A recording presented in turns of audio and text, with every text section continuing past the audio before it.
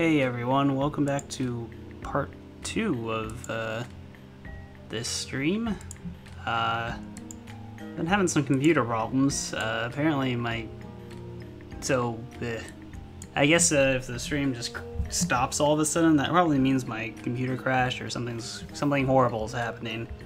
So yeah, I don't really know what's going on. I definitely think I need to fix some issues with this current laptop so that I may sustain it until I get a new actual computer. Which I always complain about, but I never really act on it. Anyway.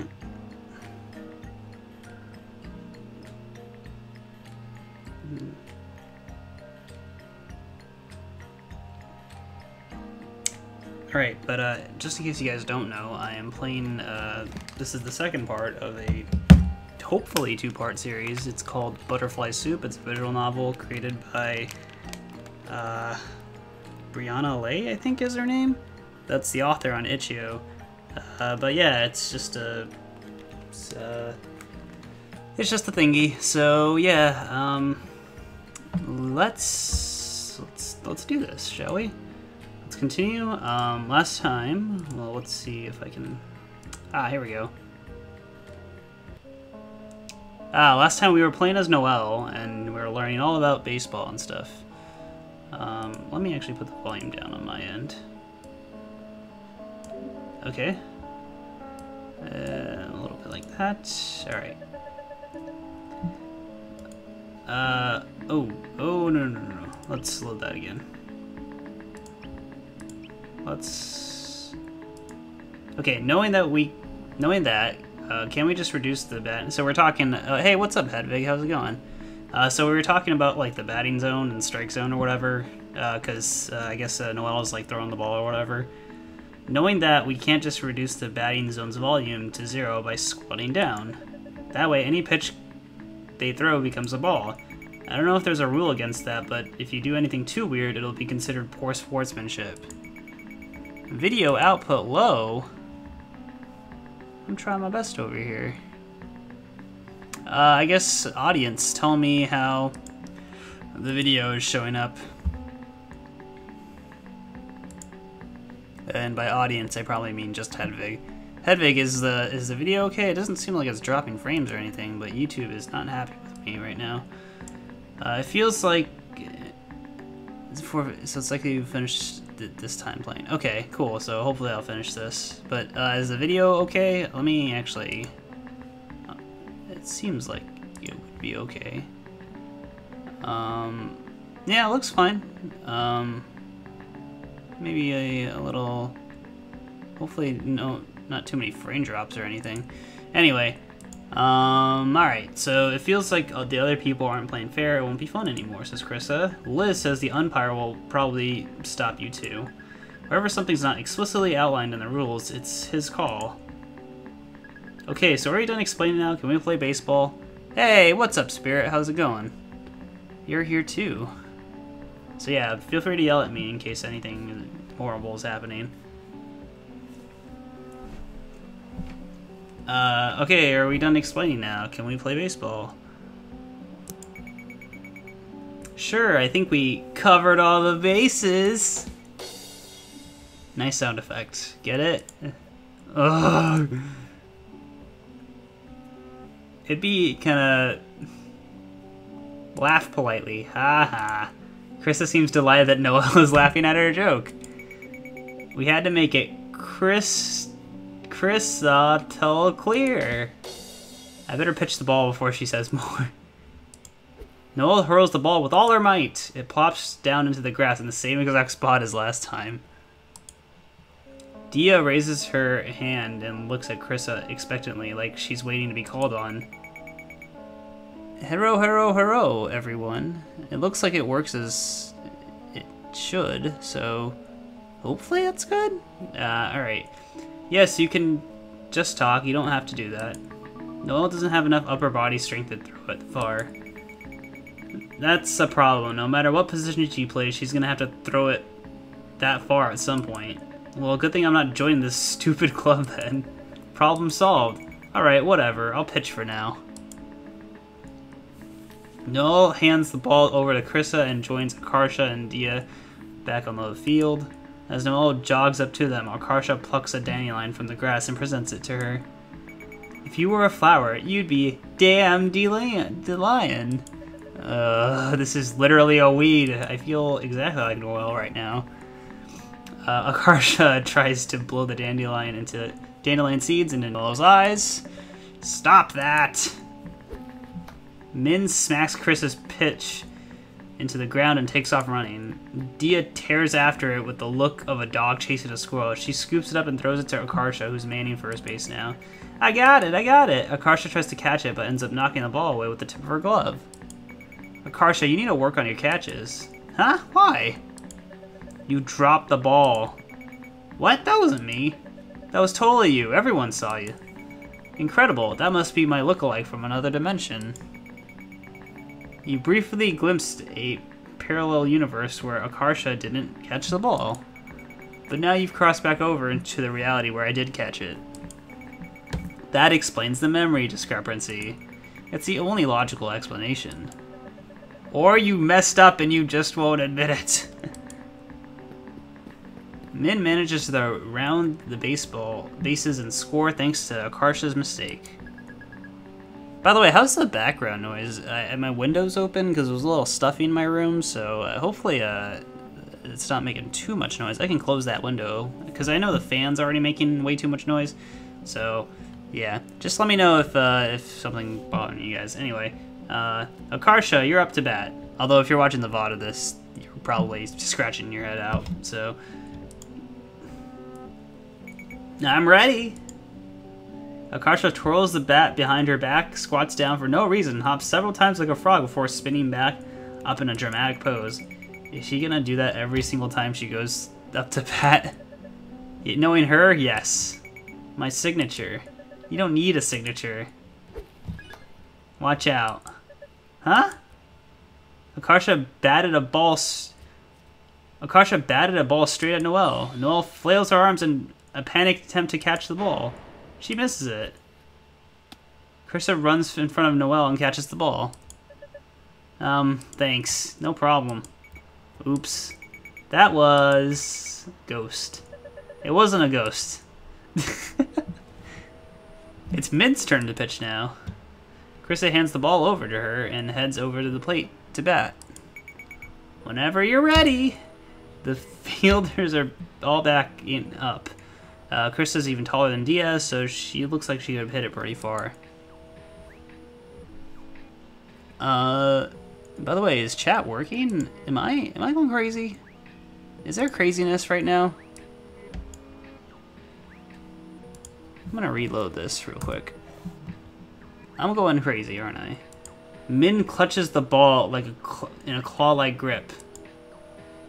She brings her arm back. I can't read. She brings her arm back in the forward hand over the top and she lets go. As she approaches the baseball, the plate, it does a little hop like a hiccup. Krista is weirded out. She doesn't swing.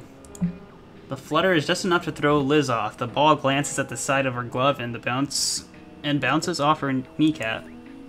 What the? It's kind of creepy, isn't it, seeing a ball coming at you without spinning? Yeah, it's like... Yeah, it was like floating, just floating at me. I couldn't tell the difference. It looked normal to me.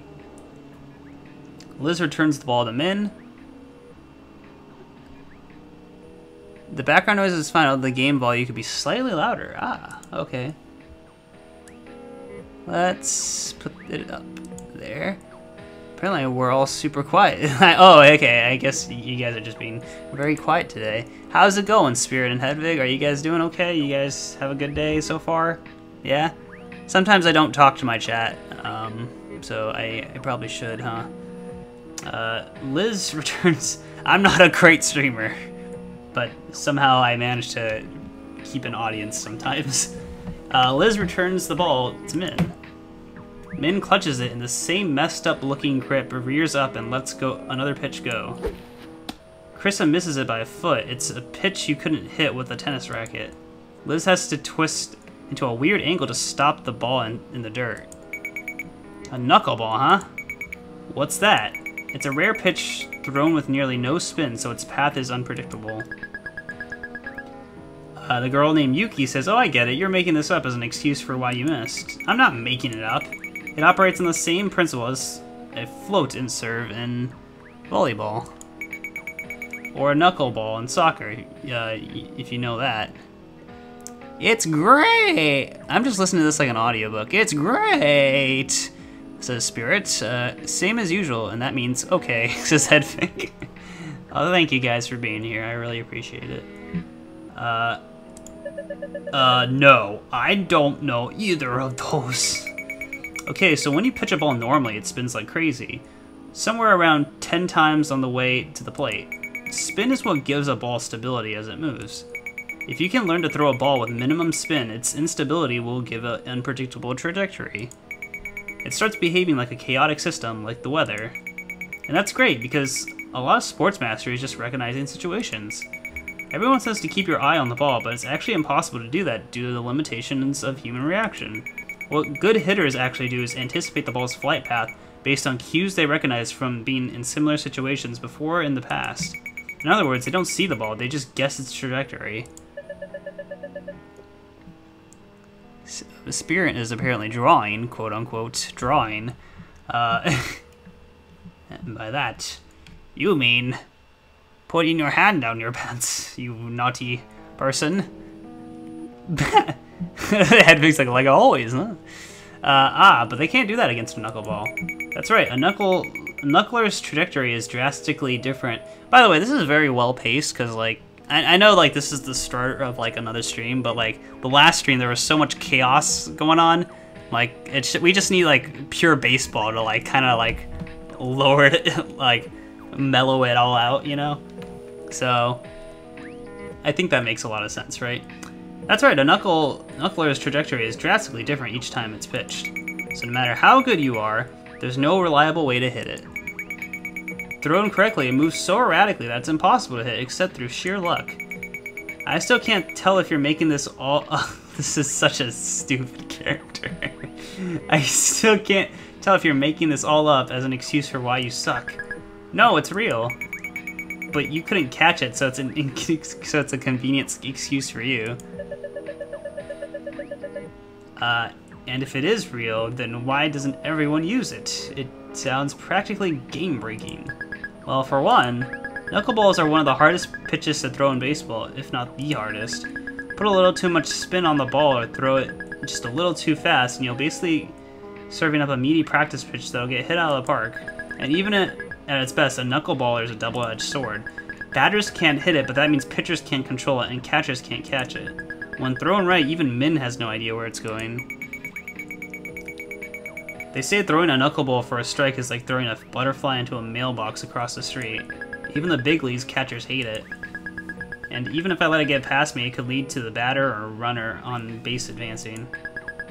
With a knuckleballer pitching, the catcher has to focus so hard on stopping it that the runners on the base will have an easier time stealing. It's a big pain. So basically it's hard to throw right, it's hard to control even when you do throw it right, and it's punishing if you miss. Pretty much, no one trusts it.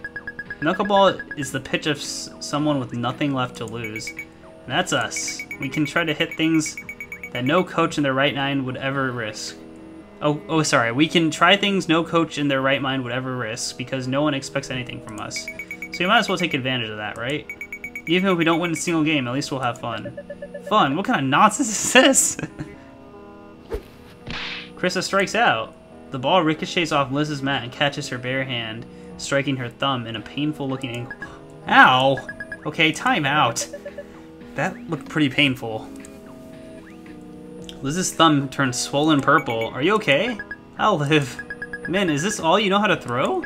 I can throw fastballs too, but they're not that fast. So knuckleball is kind of my specialty. I used to watch videotapes of Tim Wakefield pitching on the TV over and over again and copied that.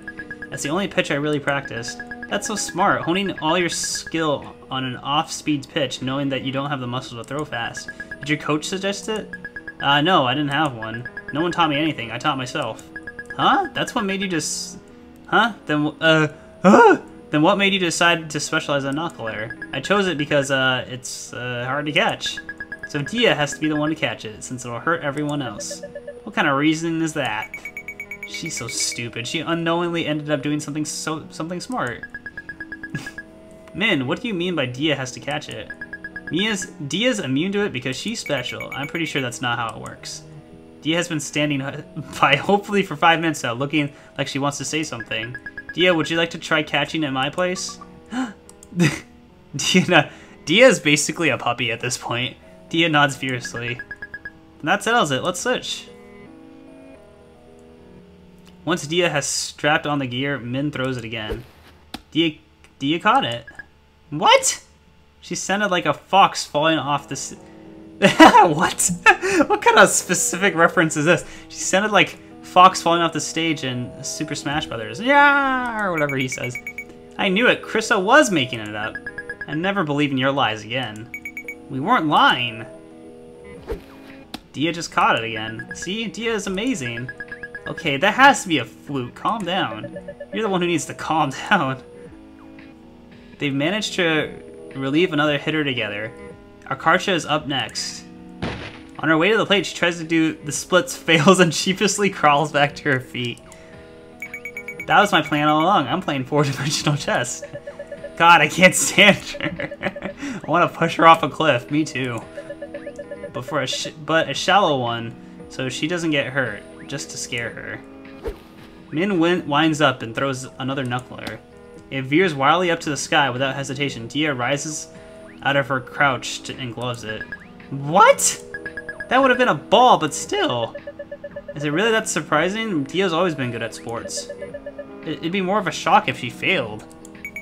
No, but you don't understand. This goes beyond being good at sports. It's literally impossible. Arkarcha swings and misses for a 3rd time. She struck out.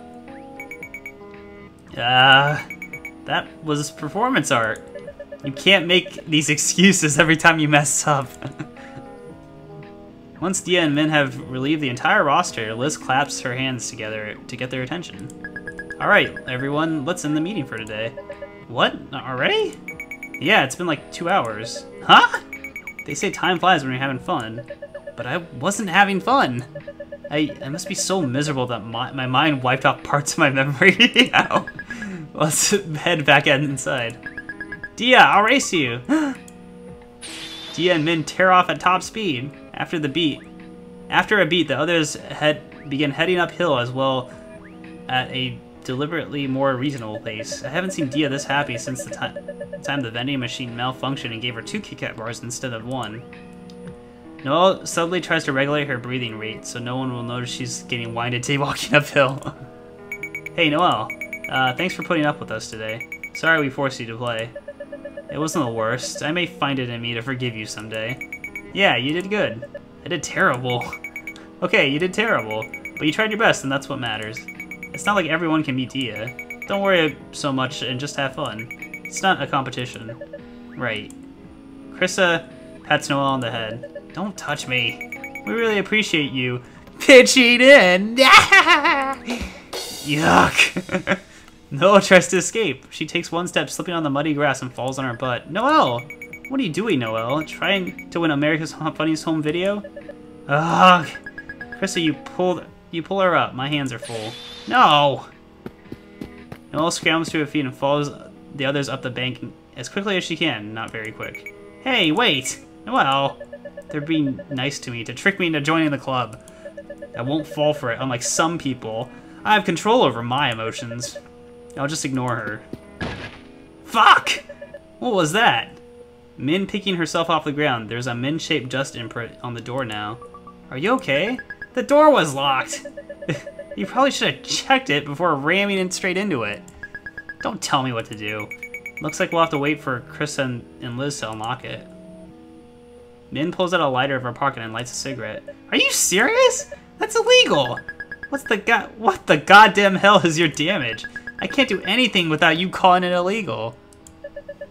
Because it is illegal. Even if it wasn't, what kind of idiot are you?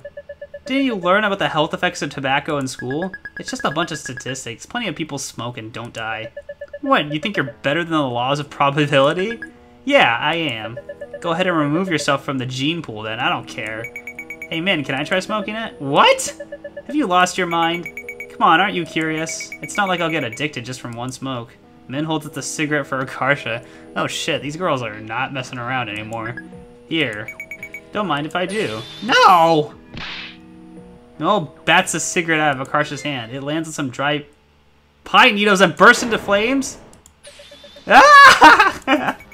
Frenchman, what have you done? Shut up! Smokey the Bear is crying right now. Only you can prevent forest fires. Well, shit. What do we do now? Pee on it. Are you stupid? Stop, drop, and roll. You don't have to do that unless you're already on fire. Head on, apply directly to the forehead. This isn't helping. Silence falls over the group as they hear approaching footsteps on the other side of the wood divider. It sounds like Krista and Liz are slowly getting close to the locker room. Hey, what are you guys screaming about? Nothing's wrong, so don't come in here. Is everything okay? Everything's fine. Where's the nearest fire extinguisher? The footsteps pause for a brief moment before resuming with dramatically increased speed and urgency. Crap, we need to fix this. Noel, we should smother, or Noel says we should smother it. Someone use their jacket. What if their jacket gets burnt? This is my favorite jacket, man. Same. Okay, who likes their jacket the least? Me. Dia strips off her hoodie. Min watches with extreme interest, but looks incredibly disappointed when she sees Dia wearing a shirt underneath. Oh my god. Akarsha throws her jacket over the fire and stomps on it. It's like the writers know what they want. That's so funny. I love self-awareness in games. Sorry, grabbing some water. Okay, I think we extinguished it. Teamwork! Dia picks up her jacket and shakes it out. Other than mud prints from Akarsha flip-flops, it looks no worse for wear. I can't believe Frenchman snapped and tried to commit arson. That's not what happened. Christian and Liz are here. What's that burnt smell?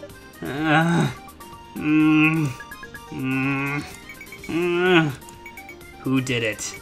It was Jerry. We're in Tina person now? Who the hell is Jerry? He's a guy, black hair. Right, we all saw him. He did it. Tia nods hopefully.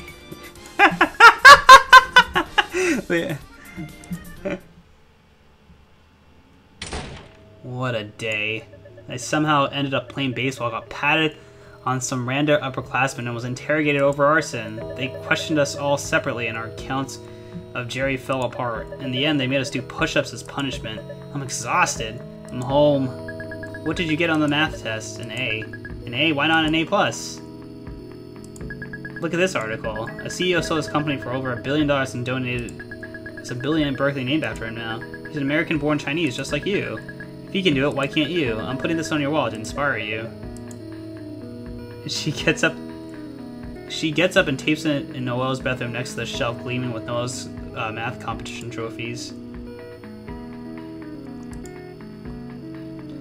Yaoi Semi. Dude, what WTF did I miss in elementary school? According to Min, basically she's your childhood arch nemesis.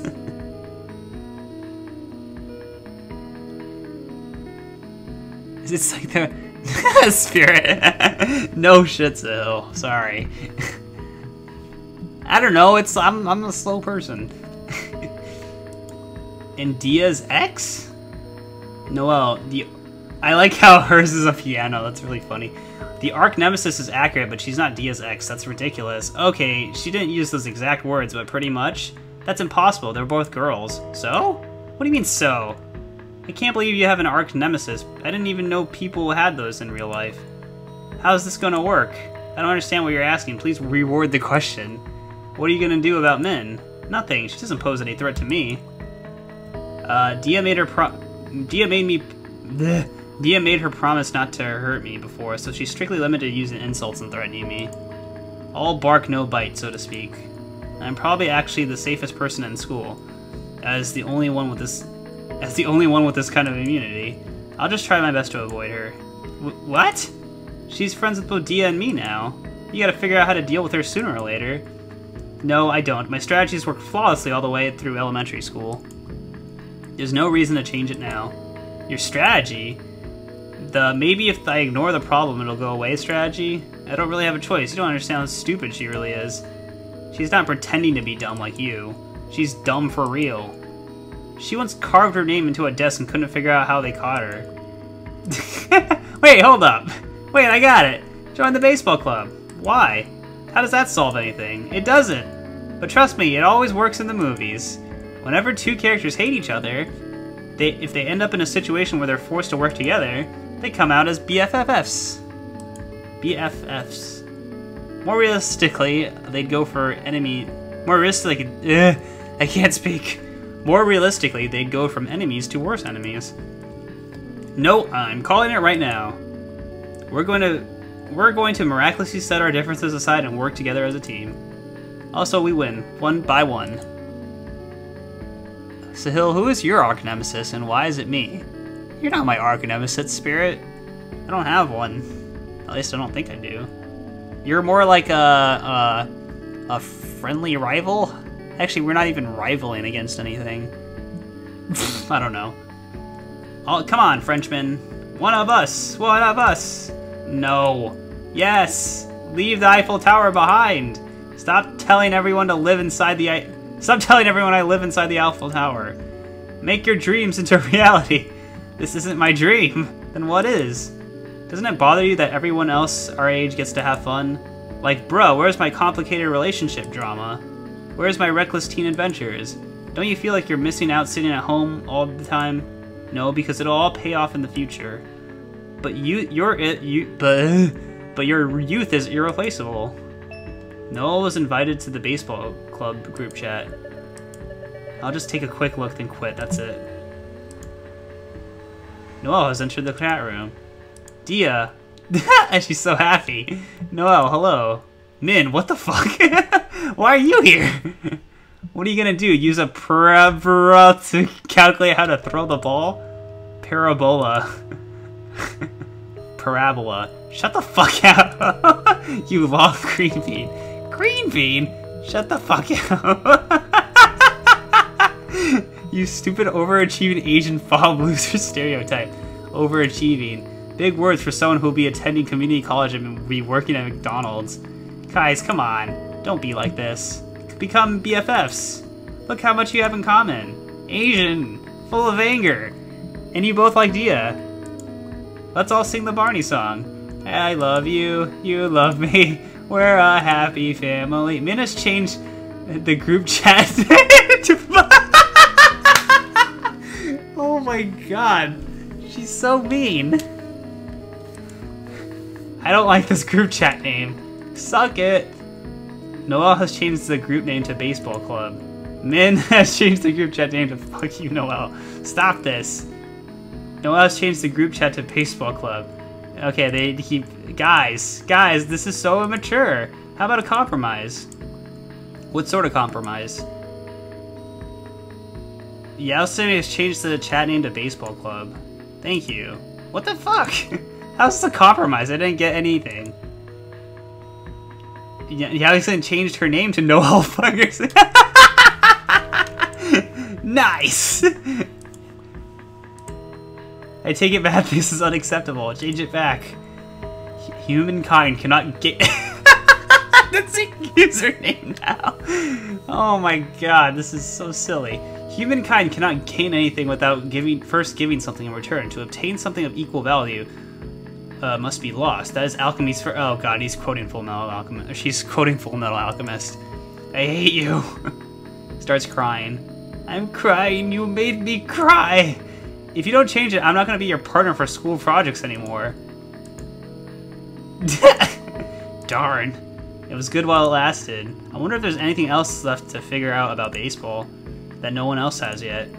Like other strategies that make us statistically more likely to win? Or other weird loopholes. Can we release multiple balls in the air to confuse our opponents? I think that would just confuse us too. What about advantages for batting? What if we instead of bats we brought those Yowie paddles? What the fuck is a Yowie paddle? Google it. In any case, they have rules about what kind of bats you can use. Dude, this just gave me a great idea. I'm Albert Armstrong. What? What? Was that your idea? No, that's not it. It was just my reward for being a genius. What if you break a bat in half and dual wield one half in each hand? I don't think there would be any advantage to doing this. We gotta try it to know for sure. For science. There's rules about damaged bats. If they break, they're removed from play without penalty. No. My plan is crumbling to pieces. Your plan was in pieces from the start. Rude! My backup plan is, we could secretly replace Dia's bones with synthetic ones. I don't like this plan. What about nanomachines? I don't want nanomachines. Nice Metal Gear. Nanomachines aren't even at a level where you can use them, yet. It's still a theoretical field. What? I thought they made nanocars already, with wheels and everything. Just a moment, I'm googling it. I don't want nanocars. The Wikipedia page says nanocars don't even have motors. They just have 4 wheels attached to an empty frame. They don't do anything. She just shares this. Then what the hell? Then why the hell did they even create them? I don't know. They would just be floating around pointlessly inside Dia. For our purposes, gene therapy would be more practical. The technology is already used to treat muscle wasting disorders. We could use it to change Dia's gene expression and increase the production of her proteins to make her stronger. It would be totally undetectable by drug tests. OMFG! I don't want gene therapy. It'd be like doping, but with your genes. Gene doping. Has anyone done this yet? I wouldn't know. I'm looking it up, and dude, no one's ever done it. There aren't any regulations on it. I bet all the people at baseball don't even know what it is. You could be a gene doping pioneer. You haven't even been here 10 minutes and you're already destroying baseball. I don't think this is the way we're supposed to do it. Guys, OMG. I looked up Cyborg on the Wikipedia and I found there's a man. What the fuck is this picture? What the fuck? Yeah, thanks, man. That's exactly what I just said.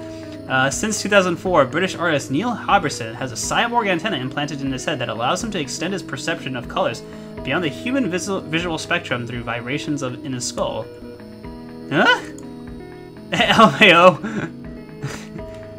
His antenna was included within his 2004 passport photograph, which has been claimed to confirm his cyborg status. This is great.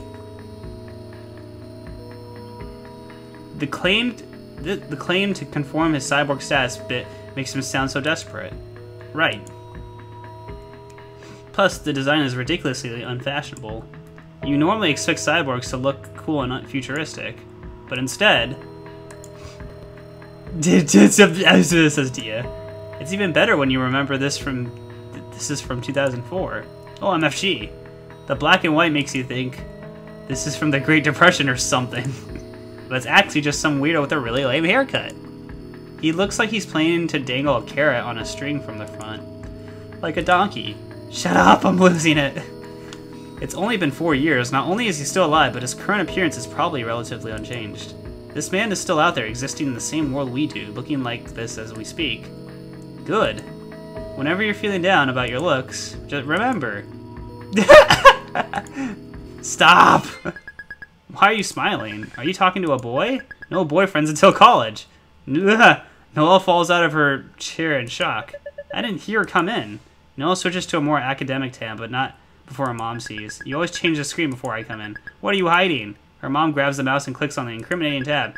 You're wasting time. Do your homework. Her mother scans names on the screen and jabs a finger at Albert Einstein. Who's that?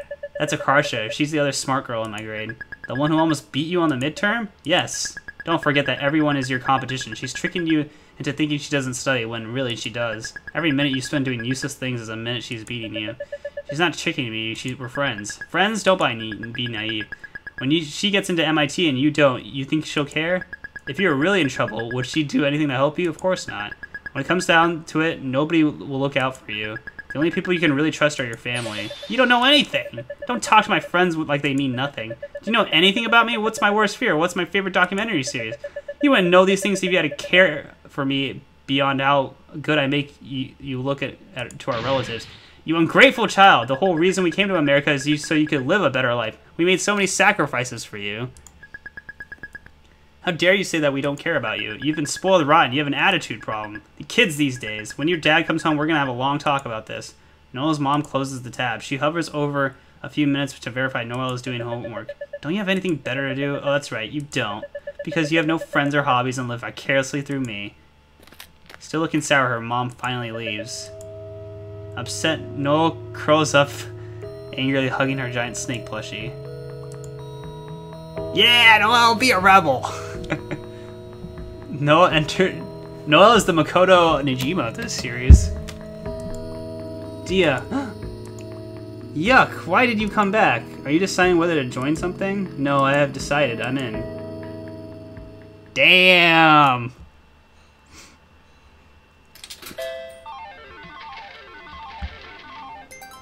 Oh, so we're gonna play as a Karsha now. By the way, that's actually how some Asian parents are. I know it sounds like it's just over-exaggerated, but there are some real shitty parents out there.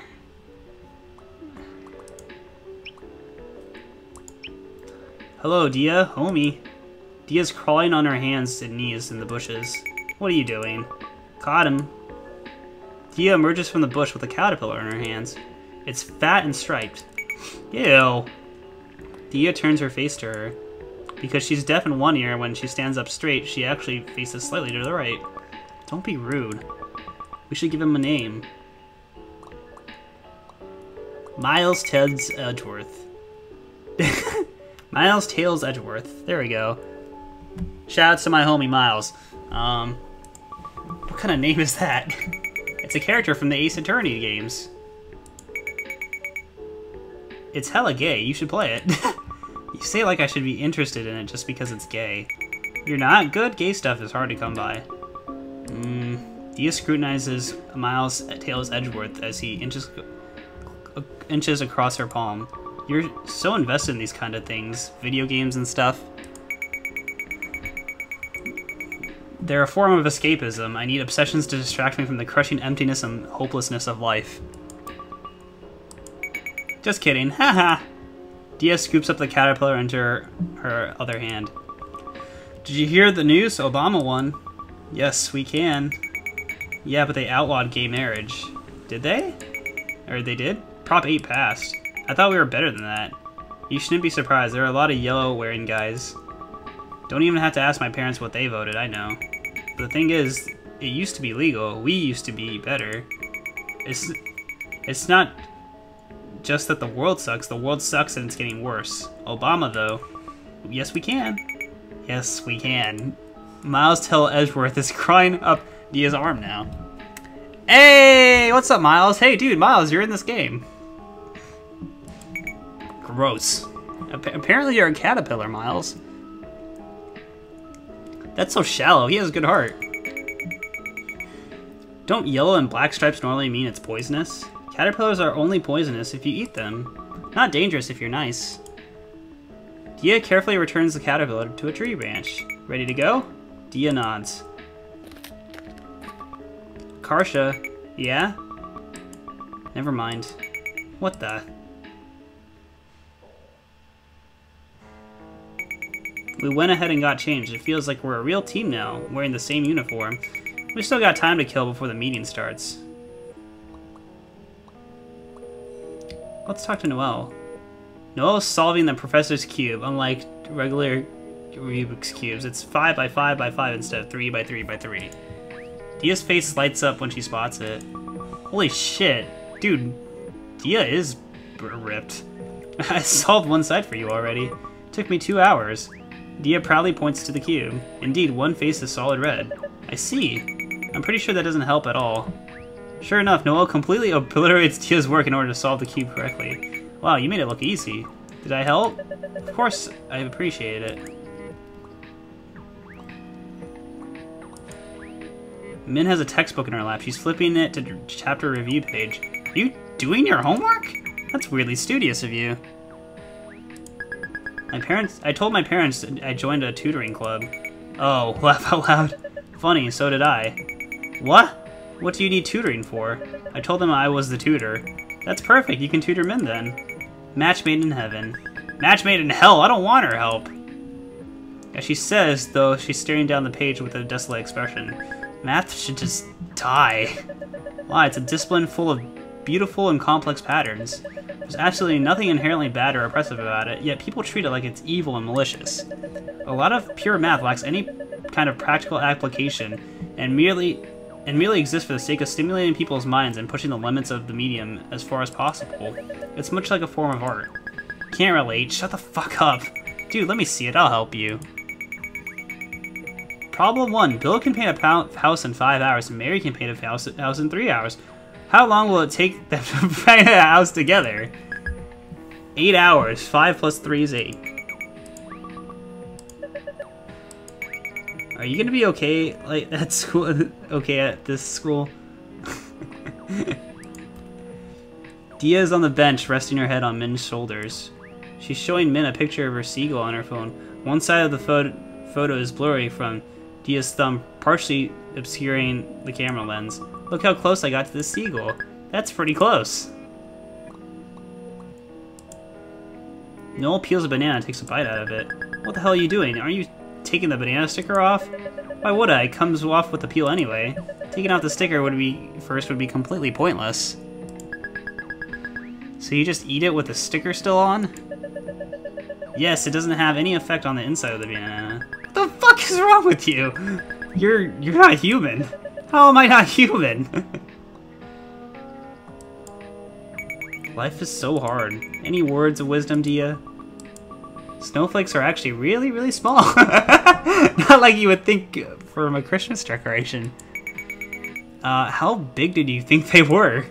Like the size of a plate. Wow, you must have been crazy disappointed when you discovered the truth.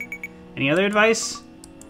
You can make Nutella sandwiches and eat them. If you do this 3 times a day, you'd have 3 meals for like $1.50. Thanks.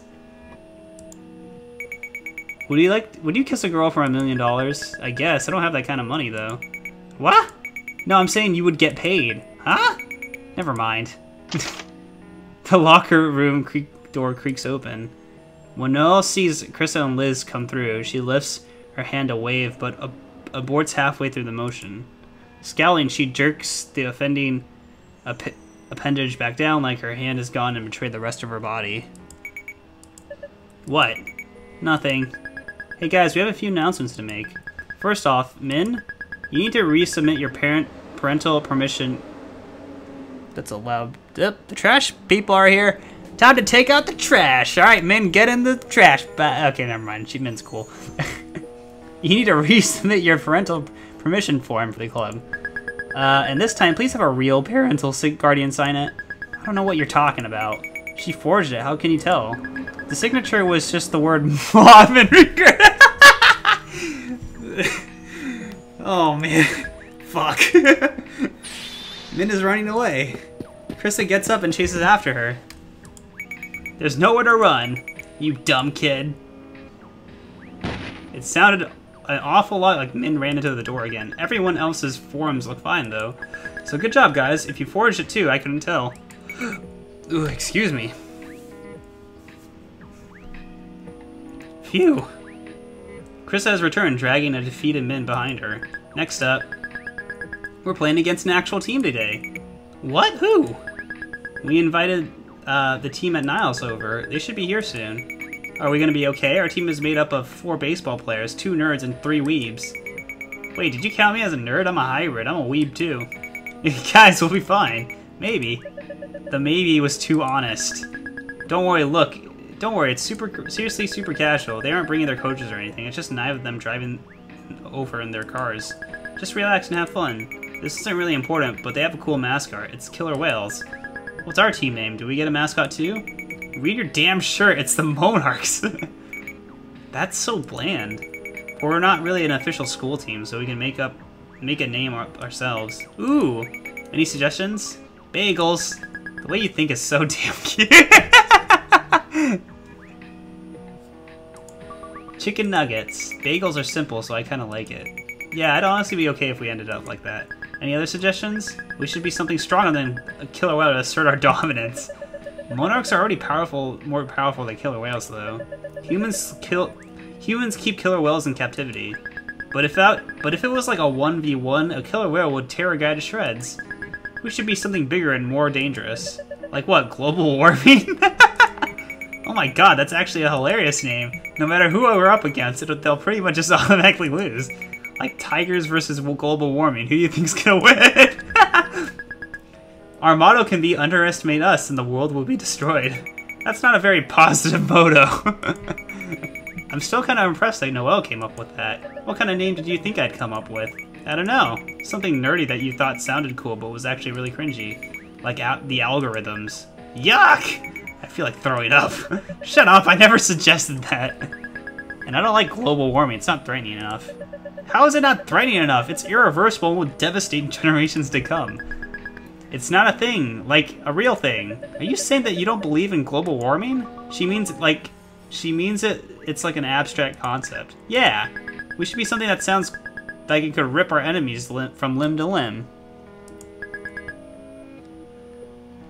Like Death Machine.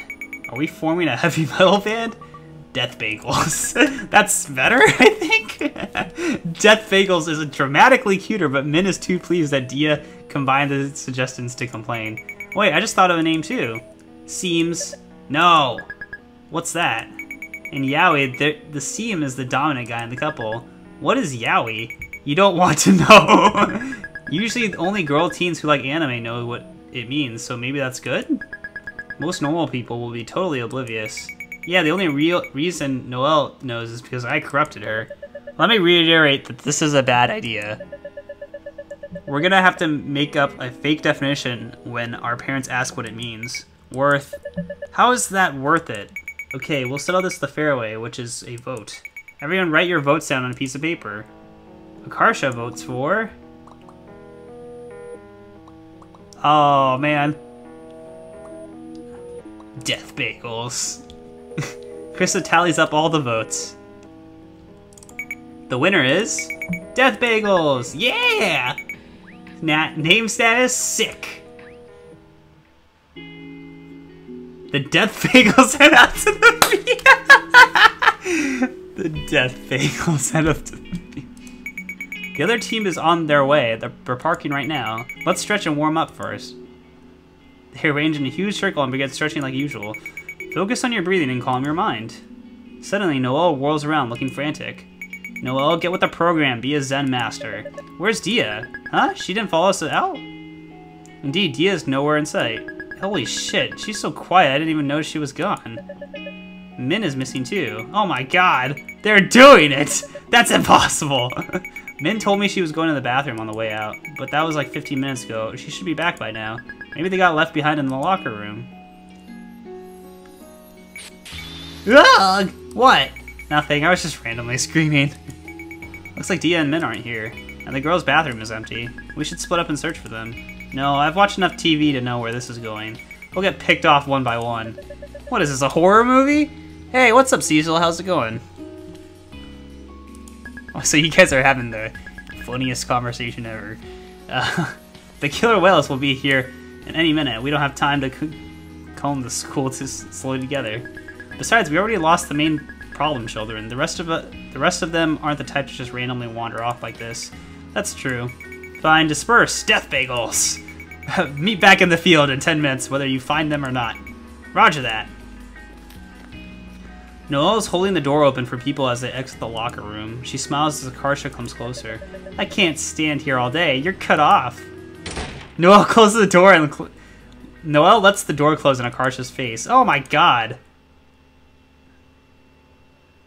Noelle is waiting for Akarsha outside. Meanie. Where should we look? I don't know. If it's just Dia, I would have guesses, but it's likely Min forced her to go somewhere. You realize Dia is like a foot taller and 100 pounds heavier than Min, right? Min can't force Dia to do anything. If she took her somewhere, it's because Dia let her. Fine, force was too strong of a word. Coerced? I don't know how to say that word. I'm an idiot. Yeah, I don't know if you missed much, honestly. I mean, we just changed characters twice. We were Noelle, and then we were Akarsha. We're Akarsha right now, so I think we're getting toward the end. Dude, chill. You're so neurotic when it comes to Dia. Can't you just trust her judgment? In kindergarten, I asked Dia what she wanted to be when she grew up, and she answered, a police dog. Well, it was kindergarten. Even in kindergarten, I understood becoming another species wasn't an option. Ah, we get to explore as Akarsha. Very interesting. Save my game. Ooh, let's get some water, shall we?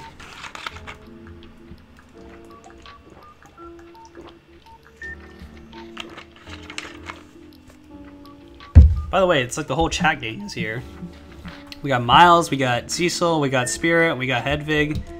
Now we just need like Ragu in here, and I guess Lily can come in. And man, it's nice to see like so many people in chat today. That's kind of refreshing. That's inspiring. Let's search the bathroom. Akarsha looks inside the girls' bathroom, just as Krista said, it's empty. Darn, I thought Min might be having a diarrhea catastrophe or something. Are you trying to make me throw up? Yeah, it's my hobby. You know, sometimes I wonder why I bother with you. Because you love me. No, I don't. Yes, you do. No, I don't. Yes, you do. This is stupid. Knock it off. You didn't deny it that time. Confirmed. Not confirmed. That's not how it works. We don't need to go in the locker room, do we? We search the courtyard, go to the school library. Why would they be in the library? This is actually the first time we get to actually explore the entire school. The poster says reduce stress. Ah ha ha! How exactly do they expect us to do that? Not go to school, get rid of our parents? Oh my god, I don't believe it! What? This is a bush! I would have never guessed.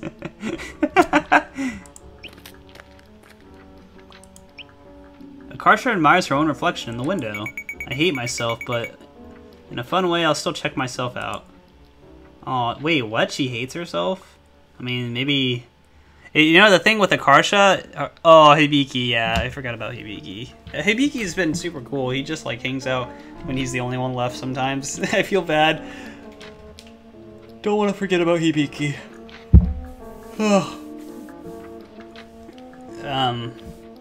The thing about Akarsha is I bet she, like, just acts that way to, like, kind of, like, put up her defenses in a weird way.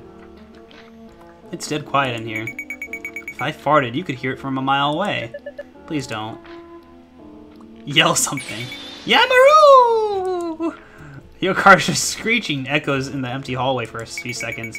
Wow, the acoustics in here are great. I realize there's nothing I can do to prevent you from doing this, so I will wait outside and pretend not to know you. Noelle leaves the auditorium.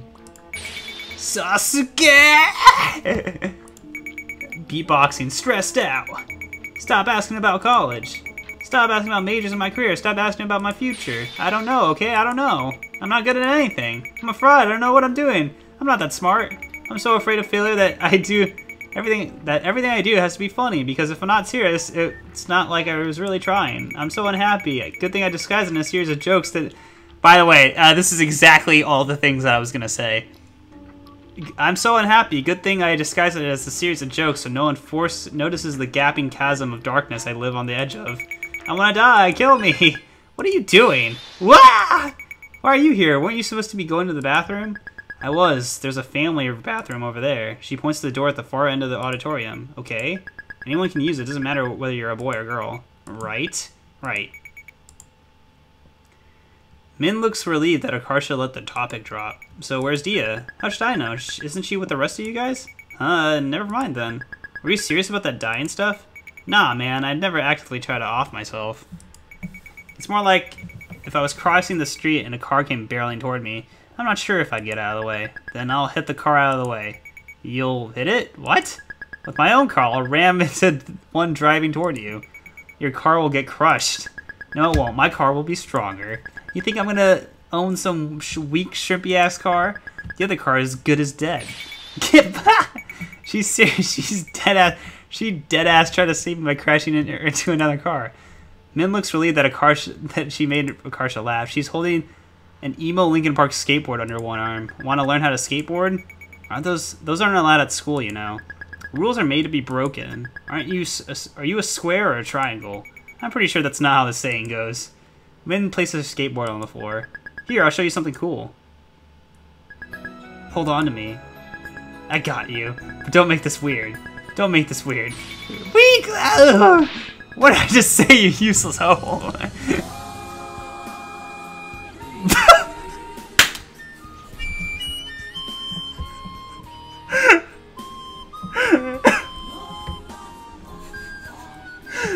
Oh my fucking god. This game broke me, guys. I can't do it anymore. Oh my god. Oh my god. This music, this scene, this is just the worst thing. This is like the best worst thing. This is so funny and cringy. I love it. Oh, okay. Calm down. This, I'm taking off my glasses. Holy shit. Alright. Min manages to stand on her skateboard with Akarsha on her shoulders. We're soaring, flying, something breaking free. I haven't watched High School Musical, so I don't know the rest of the lyrics. Oh, it's okay. Let's just keep repeating that one line. We're soaring, flying, we're soaring, flying. Feel better now? Yeah, I'm flying. I needed that. Akarsha's eyes are filling up with tears. Time to make a joke. You know what the economy needs? $3 bills. They should put it on my face on it. Min ribs her in the arm. You suck. Mean! Akarsha ribs her back. Hey! Oops, that was a bit harder than I expected. Min hits her back harder. Akarsha retaliates by spitting on her own knuckles. My punches inflict poison damage now. It turned into a fist fight. Hearing sounds of violence, Noelle has run back into the auditorium. Krista, look what they're doing! Min, come back to the field with me. Krista dragged Min off, leaving Akarsha and Noelle behind. Akarsha goes to the family bathroom. Unlike the regular ones, there's only this one stall. It's so clean? Where's the pee on the toilet seat? Where's the poo and blood and stains like in the girls' bathroom? This must be the pristine... It must be this pristine because no one else knows about it. This is heaven. No wonder Min uses it. Bad memories looking at this now. I was an idiot. If you're waiting for me to disagree, we're gonna be here all day. Okay, so I went to the auditorium. I already checked the reflection. I already checked that bush. Let's go to the locker room entrance. Let's go to the school library, shall we? Noelle looks incredibly amused. Why the library? You think Min is going to read a book? Doesn't hurt to be thorough, right?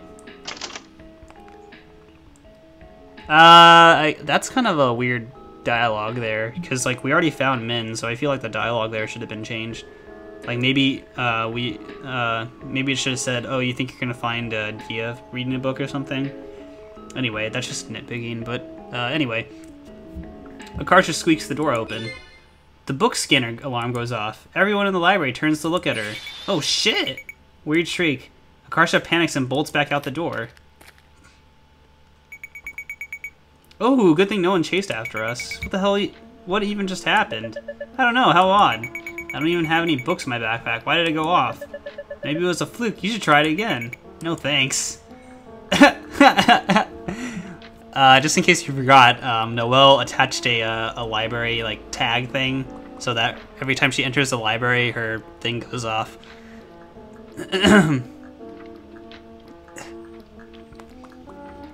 Complex characters, I know. Yeah, that's exactly how I feel, Hedvig. It made me sad when Akarsha teared up because I think that moment actually meant a lot to her. It was rather noticeable how happy she was. Yep.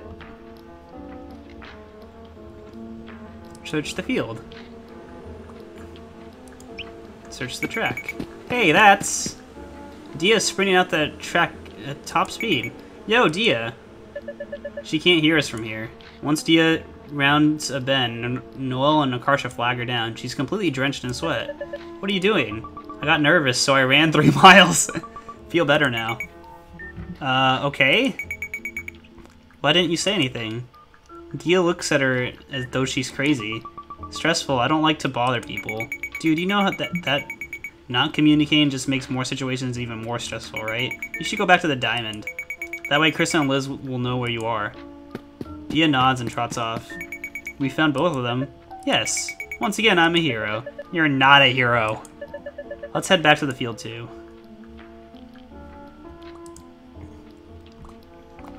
So far, I like Noelle the most. I don't know why. Finally, everyone's here. And no one fell victim to a serial killer. What a relief. Death Bagels assemble! I can't believe you can name it Death Bagels. That's so silly. The other team is warming up on the field. Two of them break from the rest on the group and rush up to Dia. Dia rears back in fear and hides behind Noelle for a moment before she appears to recognize them. Dia, it's us! Hey, we know these guys! Dia high-fives them with brutal, excessive amount of force. Their palms meet with a deafening clap. The victim swears and flaps the affected hand to shake it off the stinging. He's trying to valiantly smile, but the tears of pain are in his eyes.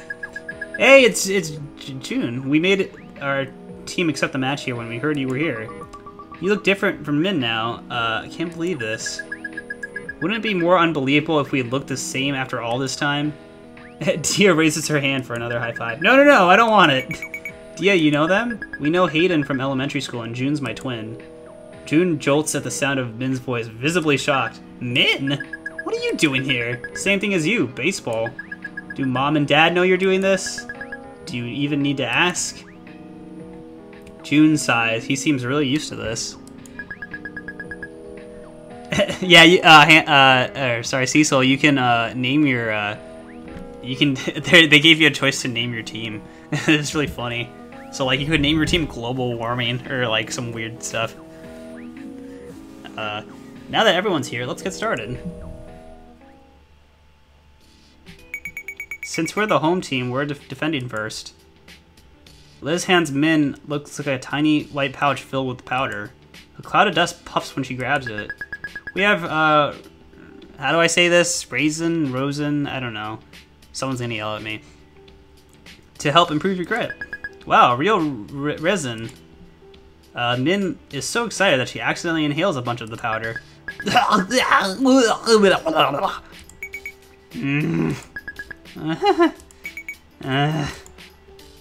Hayden is the lead off hitter. Min spits on the ground for dramatic effect. Ew.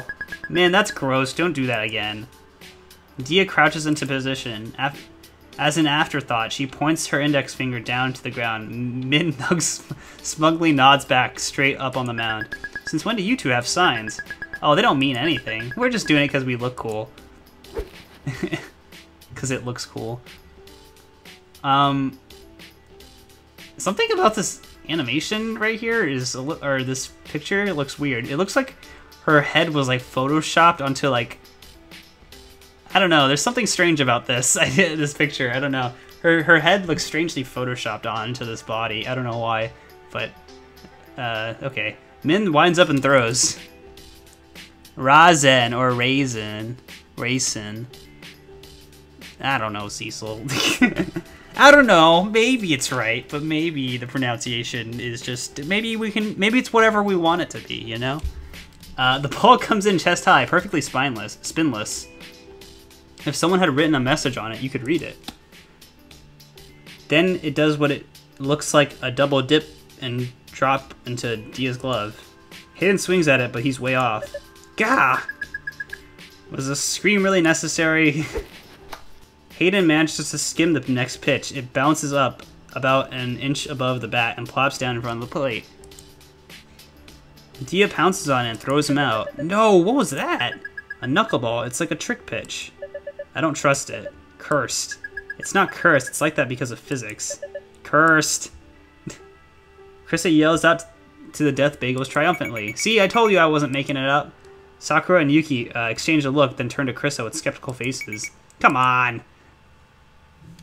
The next batter swings helplessly at 3 knucklers and sits down. June is up against his twin now. Min winds up and lets another knuckler go. He hits a line driver a line drives straight at Akarsha. It's coming toward me! I can't reach it with my hand. Kick it! Akarsha kicked the ball. She's now hopping around on one foot in pain. Ow, ow! You fucking dumbass, why didn't you just catch it?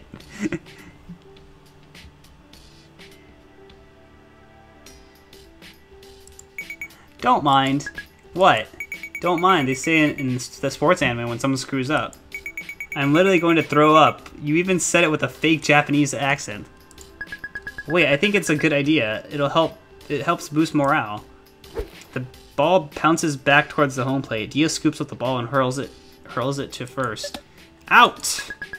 What the? That actually worked. Yes, I'm a certified genius. My Nobel Prize? You're not getting a Nobel Prize for kicking a ball instead of catching it the right way.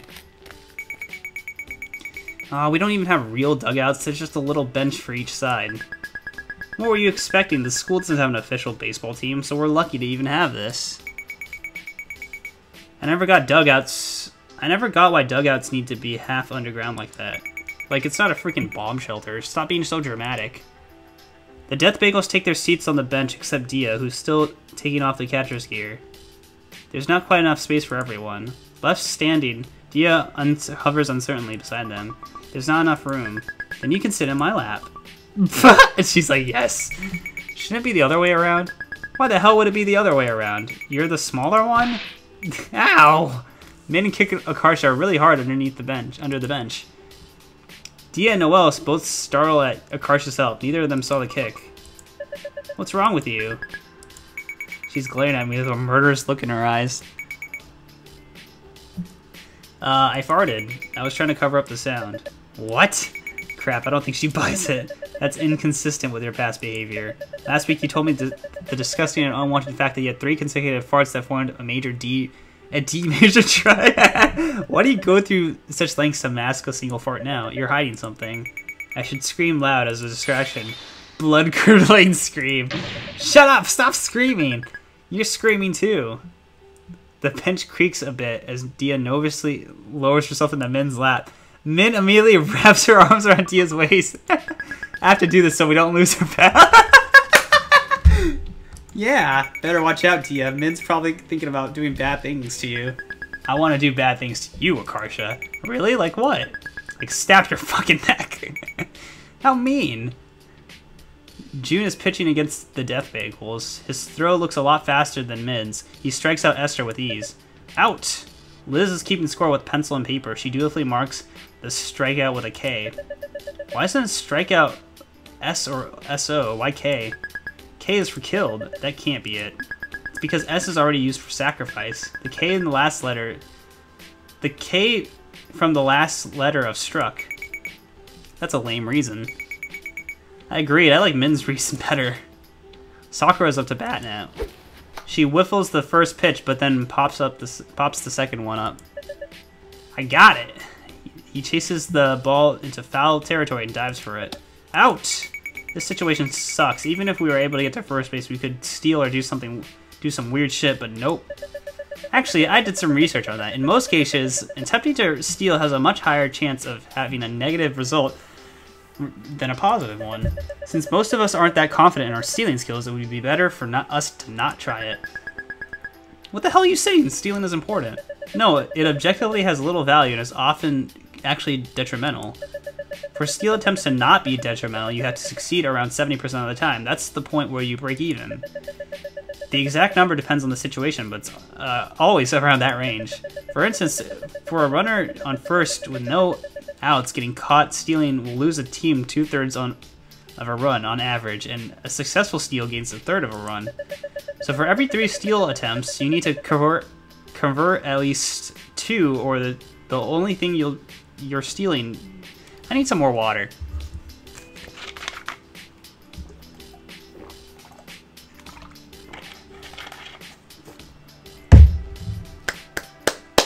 Alright, so every 3 steal attempts you need to convert at least 2, or the only thing you're stealing is runs from your team. Do you succeed that often? If not, you're actually hurting the team's chances. Min looks like she understood none of that. Shut your hell up, you lamppost! Shut your hell up? Lamppost? You can't reduce things down to numbers. Yes, I can.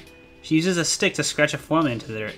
SBP equals SB plus C times 100. Min quickly stomps out the formula. The evil is defeated. Those equations are just a bunch of word games. They're not real. Look, this isn't even a matter of opinion. I'm right. Numbers don't lie. There are things you can't see. Like what? Your feelings? The power of friendship? Does it not occur to you that perhaps your enemies will have those things too? They're on both sides of the equation, so they cancel each other out. Oh my god, this is baseball, not rocket science. But this isn't rocket science, this is basic algebra. Bro, give it up. Noelle hates being wrong. Actually, I wouldn't know. I'm not familiar with the sensation. Oh, Noelle's my girl, yo. She's so funny. This comes up and taps Akarsha on the shoulder. Hey, you're up to bat now. Akarsha lets out a prolonged croaking sound that lasts for 30 seconds. We're down to 2 outs, so I better not screw this up. Akarsha picks a bat and heads straight to the plate. Intimidate the enemy with impressive entrance. Use psychological warfare.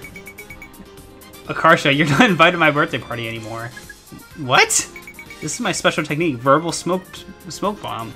My remark brought up so many questions that he's been thrown into confusion. Akarsha, cut it out.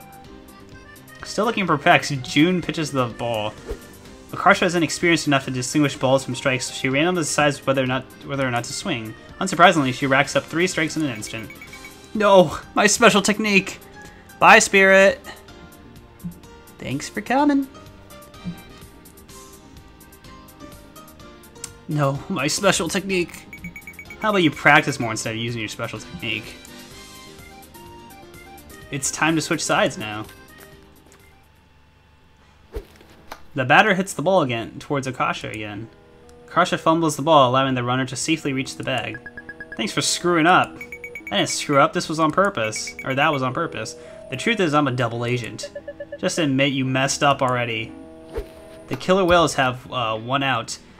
And a runner on first. The runner takes off as June bunts the ball. It rolls slowly down the left foul line. Dia follows it closely, hovering it over it like a hawk. What is she doing? If Dia grabs it when she's on the left side of the line, it'll count as a foul. You can't run on foul balls, so the runner will have to return to first. The ball is still rolling almost exactly down the line. Akarsha runs ahead on the ball and drags her foot to the dirt to make a path curving right. Hey! The ball hits the path and fell. Ugh, I can't speak today. The ball hits the path and rolls foul. Dia quickly grabs it. I'm a triple agent. You can't just change allegiances to duh. You know what? Actually, let's take a quick break. I'm gonna give myself a 5-minute break, and I'm gonna come back and start reading again. My mouth needs a little bit of rest. So, yeah, guys, thanks for watching. I'll be right back. I'm gonna turn off my mic, and hopefully you guys will stick around. I'll be back in like 5 minutes, all right? Or less than 5 minutes. All right.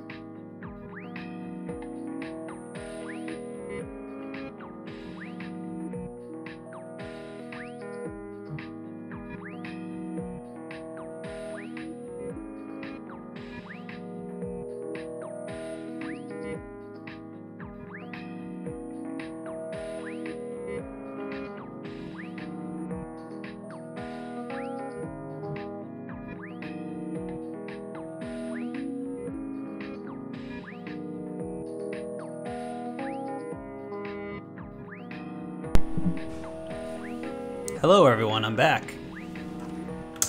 So, yeah, let's continue, shall we? You can't just change allegiances to match whether or not you messed up, says Noelle. Min throws the pitch for a strike. Nice work, time to switch sides again. That was fast. That's good, it means Min's knuckleball is working. We should give it a special name. Like Knuckles. I'm not calling it a damn Sonic character. It can be butterfly related since they flutter. Butterfly thingy. Butterfly from Hell's Anus. The anus part wasn't necessary. Noelle, you're up to bat. Akarsha catcalls Noelle as she walks up to the plate. Wow, it's Noelle. Yowie, mama. Shut up. How mean. A swing and a miss. I wonder if Noelle enjoys this. She's having fun. She's scowling as she swings the bat. That's just her personality. If she disliked it, she would have quit by now. Noelle strikes out. Dia, you're up next. What were you guys talking about in chat? I can't... You know, there is a part of me that wants to play Shin Megami Tensei 4, but I don't know if I have time.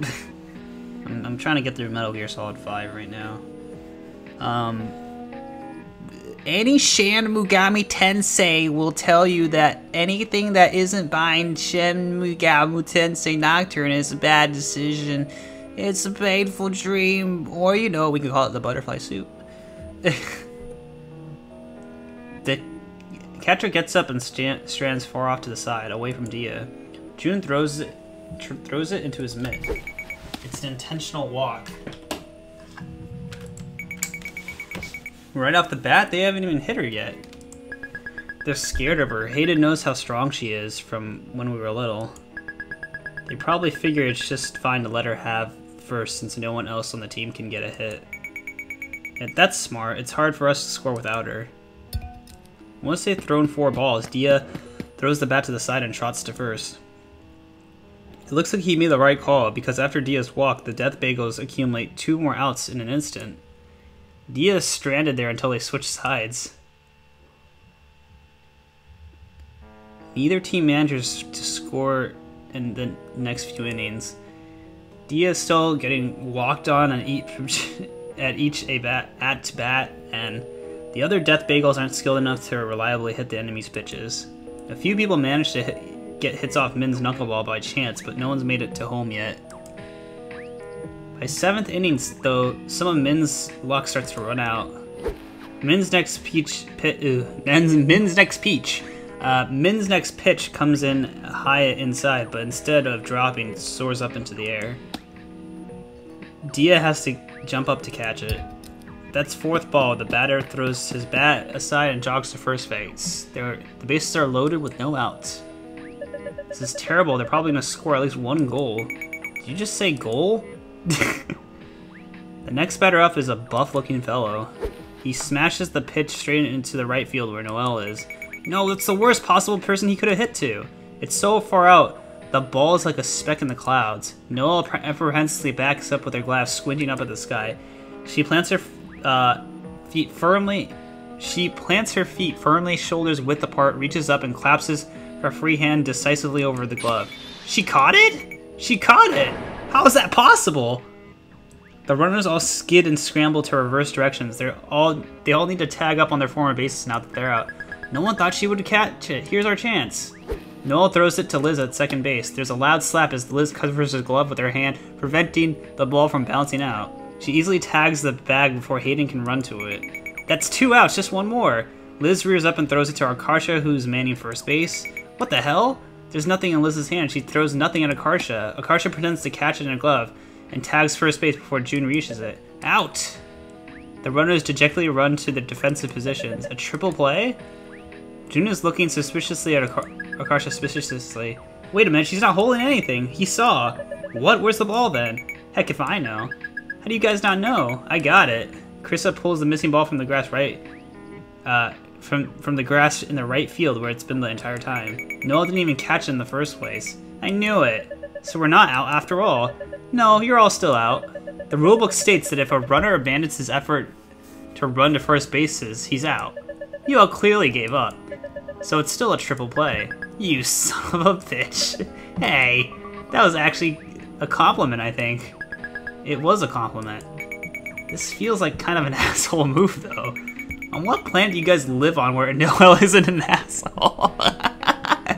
Here's our chance for an all-out attack!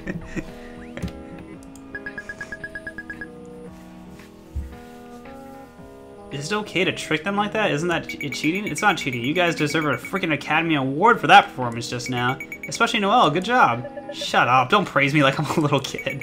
Are you crying? I'm so crying. By the way, when you act like the ball is somewhere it's not, that's called a deke? Short for a decoy. Dekes are an important part of infield play, like a feint. They're rarely as elaborate as the three-way deke that we just pulled off, but that's the same idea. We the Deke Squad! Get it? Oh my god, it's like Dick Squad, but Deke. Deke Squad! Deke Squad. Chant, Deke Squad! Deke Squad! I bet the teachers always separate you two in class. You bring out the worst in each other. It's Akarsha's turn to bat again. There's already two outs and no one on base. The game is still tied 0-0. Suddenly, June cries out from the mound. Wait, timeout, my contact hurts. Everyone pauses. What's wrong with it? I think I got dust on the lenses. Face screwed up in pain, he takes out what appears to be a tiny plunger. What is that? It's for taking out contact lens. You're gonna play without it on? It's like you can't pitch like that. Like, I can't speak today. Hayden, didn't you say you wanted to try pitching? Right now, I've literally never pitched a ball in my life. Why not? There's a first time for everything. June takes out the offending contact. He's effectively blind in one eye. Okay, here goes nothing.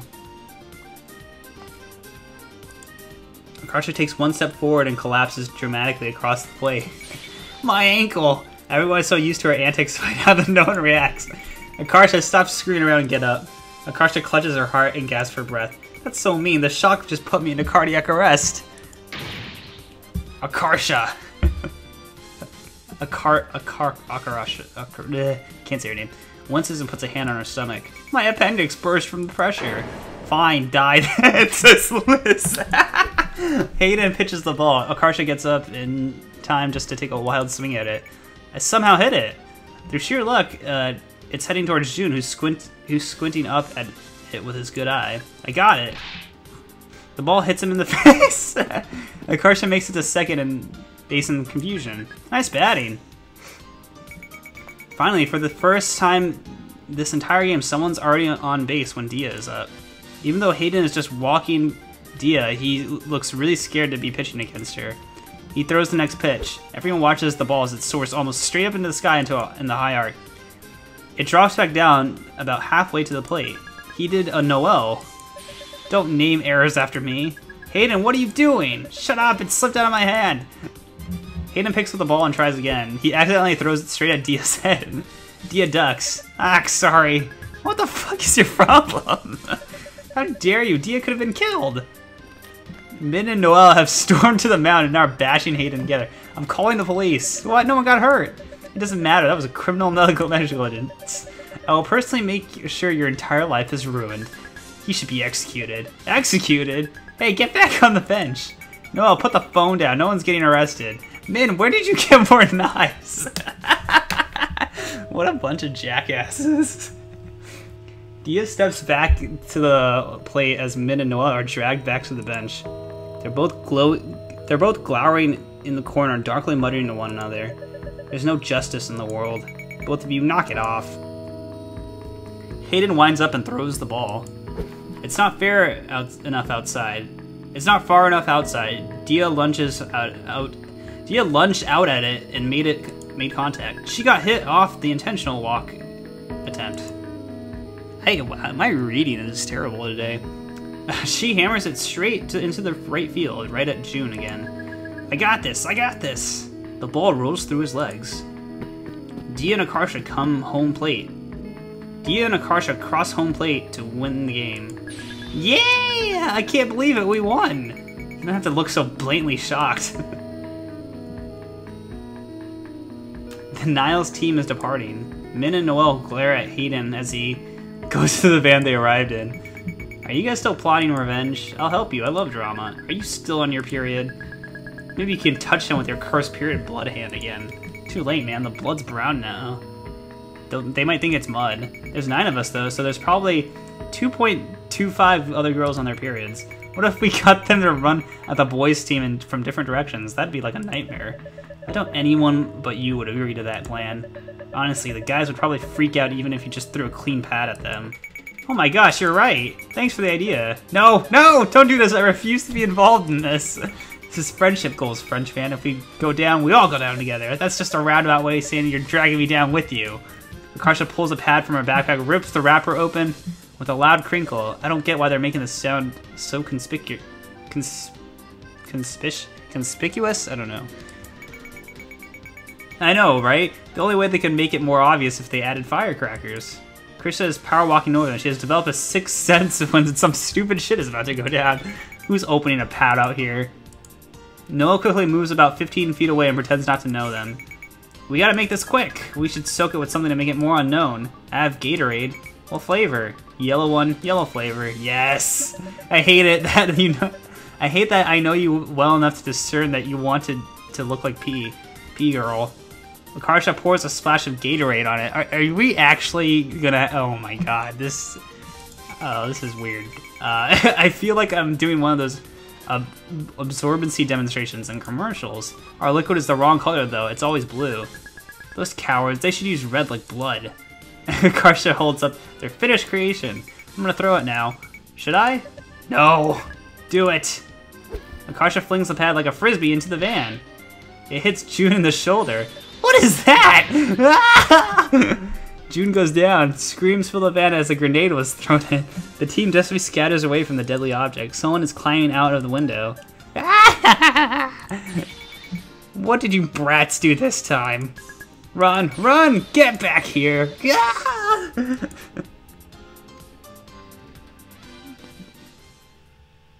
Damn. Damn. Dia's house. Hey, I'm here. Hello, Dia, homie. Dia's examining something on a tree branch. Miles tells Edgeworth made a cocoon. She points at the chrysalis. He's soup now inside. Isn't it crazy? Their whole body liquefies and has to rebuild itself. Imagine if growing up was that bad for us. It must be a complicated process. I always worry so that something will go wrong and they won't ever wake up. What if someone shakes it really hard? It'll stir the soup. Nah, man, they're pretty resilient. Did you know that its memory survives that? If you teach a caterpillar something like to fear a certain smell or whatever, after it comes out of the cocoon as a butterfly, it'll still remember. Even though the outside's different, it's still the same caterpillar on the inside, from beginning to end. Will he remember me? Sure, as much as an eating machine can. Believe in Miles, tells Edgeworth. Alright, we gotta believe in Miles! Everyone in chat, believe in Miles as much as you can, alright? Which Miles? The caterpillar and the real person. Dia. Of course. Yeah? I need to tell you something Noelle wouldn't understand. I like a girl. Oh, nice. You're not surprised? I mean, I can tell. I'm bi. Huh?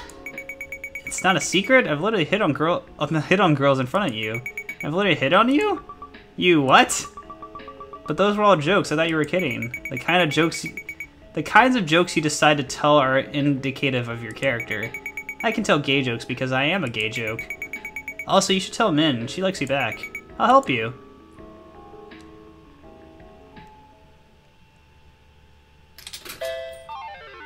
I guess we're gonna play as Min now.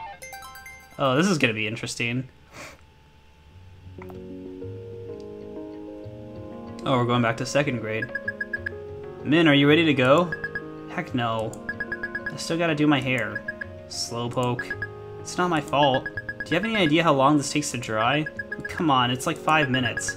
It builds up. Combined over my lifetime, it adds to, infinity. If you don't know the answer, just admit it. Hey, I read something interesting in the news this morning. Oh wow, that's actually like Min with long hair. That's pretty funny. Wait, what? I thought you have to have that thing where you can't read. Dystopia. Dyslexia. And I can read, it just takes me longer. Oh. So, what's the thing you read?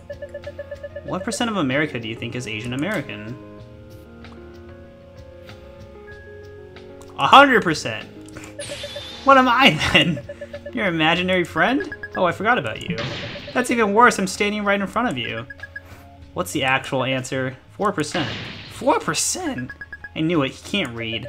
I can read, that's what it's really said. Yeah, right, that's impossible.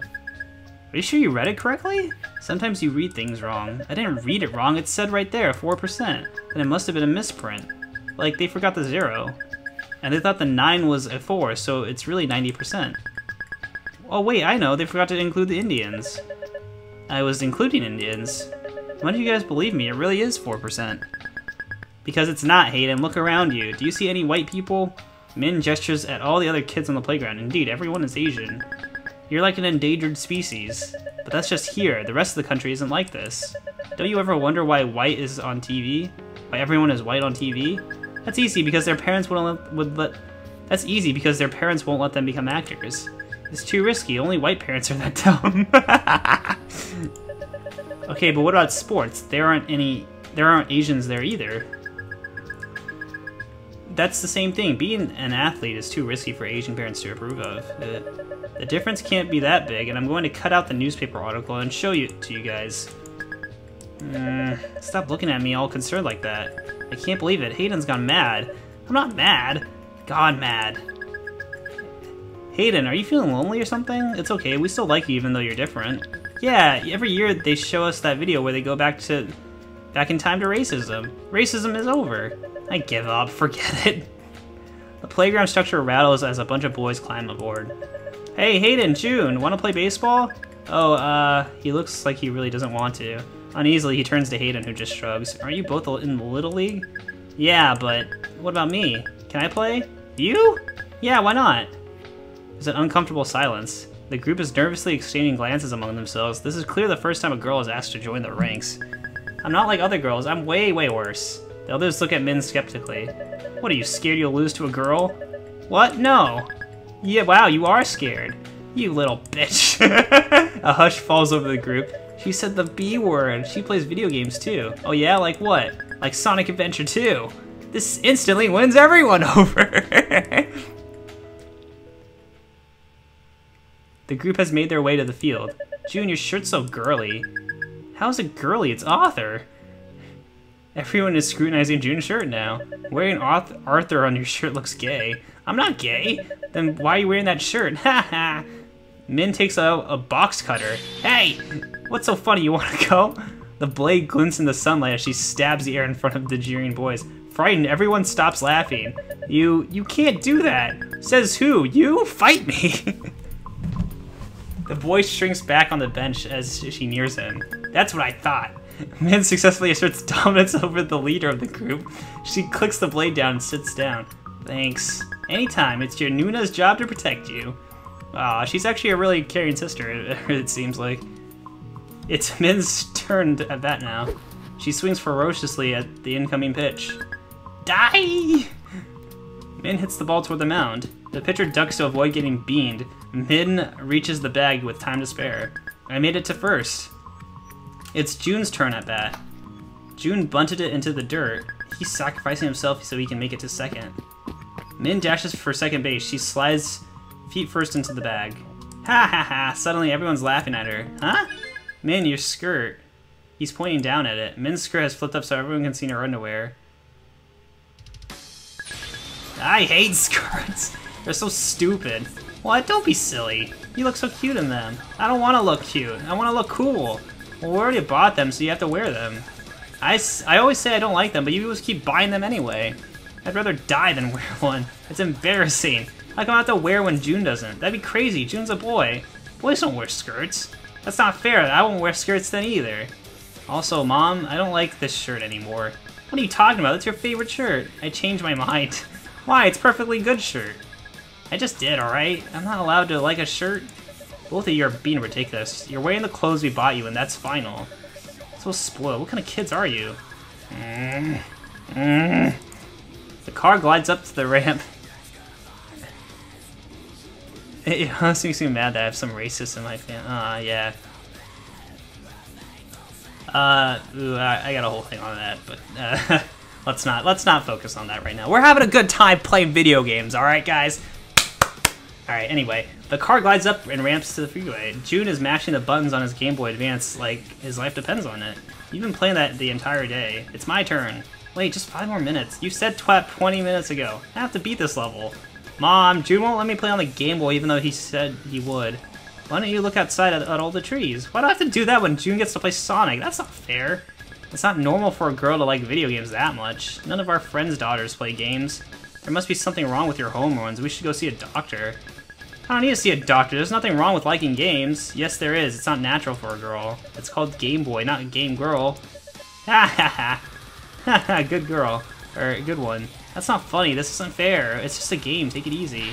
Min wrenches the Game Boy out of June's hands. Before we can stop her, she rolls down the window and chucks it as hard as she can onto the freeway. Mom! Look what Min did! Well, you did what?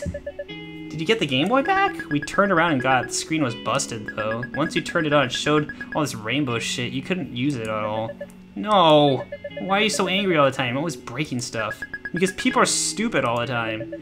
Just like calm down, try not to get angry. I am trying. Try harder, you didn't have to do that. Now neither of you can play it. Exactly, now it's not fair. Why should he get to be happy when I can't? That's one way to think about it. June returns to the table with their Happy Meals. Thanks.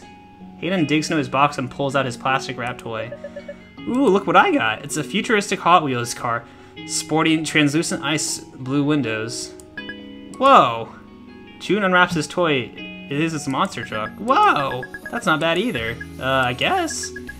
I don't really get why these things are popular. Hayden, are you up for trading yours? Depends, what you got? Min takes out her toy of the Happy Meal. It's a Barbie doll? I don't want this. I'm gonna ask for a replacement. Let's save our game.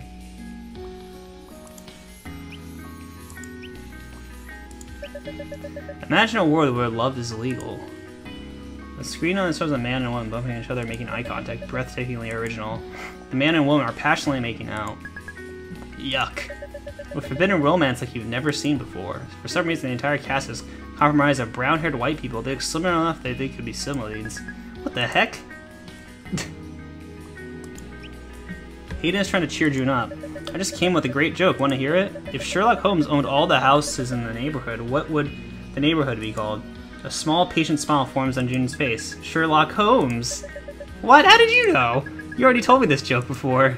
No way. I just came up with it now. But you also told me last year. You forgot your own joke and came up with it all over again. What? I seriously don't remember, though. June covers his face when he laughs. But you did. It was exactly the same. It's not even that funny, but you were so proud of it both times. Exhaling, he appears to regain his composure.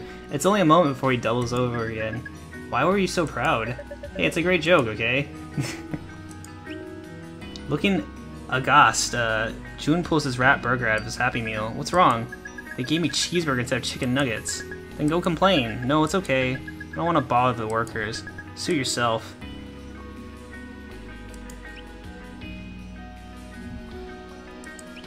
Min approaches the counter. Hey you! I want a different toy. Sorry, we can't do that. No, I don't mean I'm trying to get a specific one. I don't want a boy one. They gave me a girl toy by mistake. But you're such a pretty girl. You don't want Hot Wheels. Yeah, I do. Hand it over, you're getting it. Haha, you're a funny little girl. Fucking punch this guy in the face, dude. What are you doing? Min.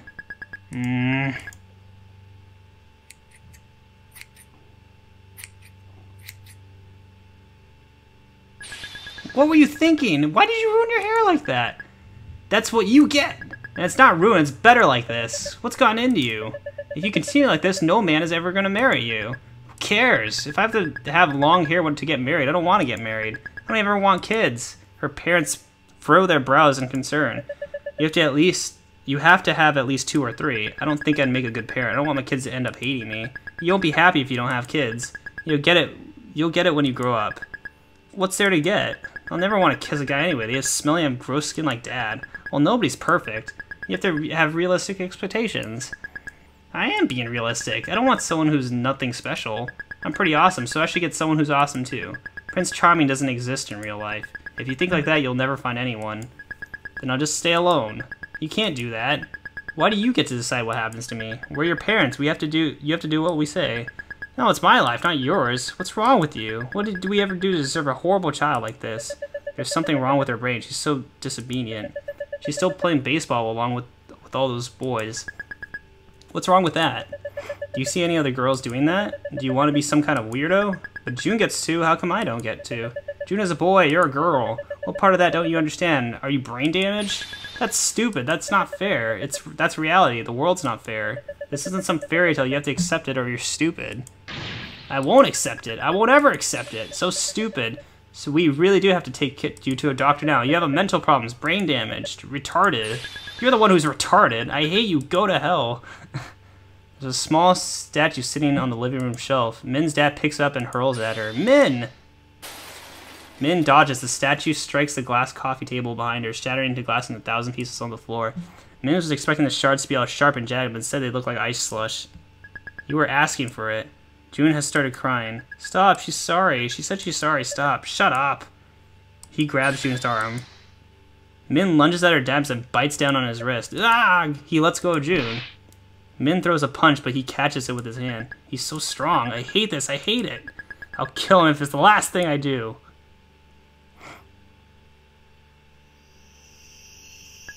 I'll kill him. I'll save us all. I'll wait till he's asleep and I'll slit his throat. You can't. You'll go to jail. I don't have a choice. I don't want to hurt anyone, but I want to be happy too. If Dad dies, we don't have enough money to live. And Mom will get a new husband. Maybe this time he'll be a normal one who doesn't go crazy and break everything. Dad only does that when he's mad. You knew he'd lose his temper if you kept saying things like that. You should have just apologized and said you were wrong. But I wasn't wrong. It doesn't matter. Yeah, it does. I'm not going to say I was wrong when I wasn't.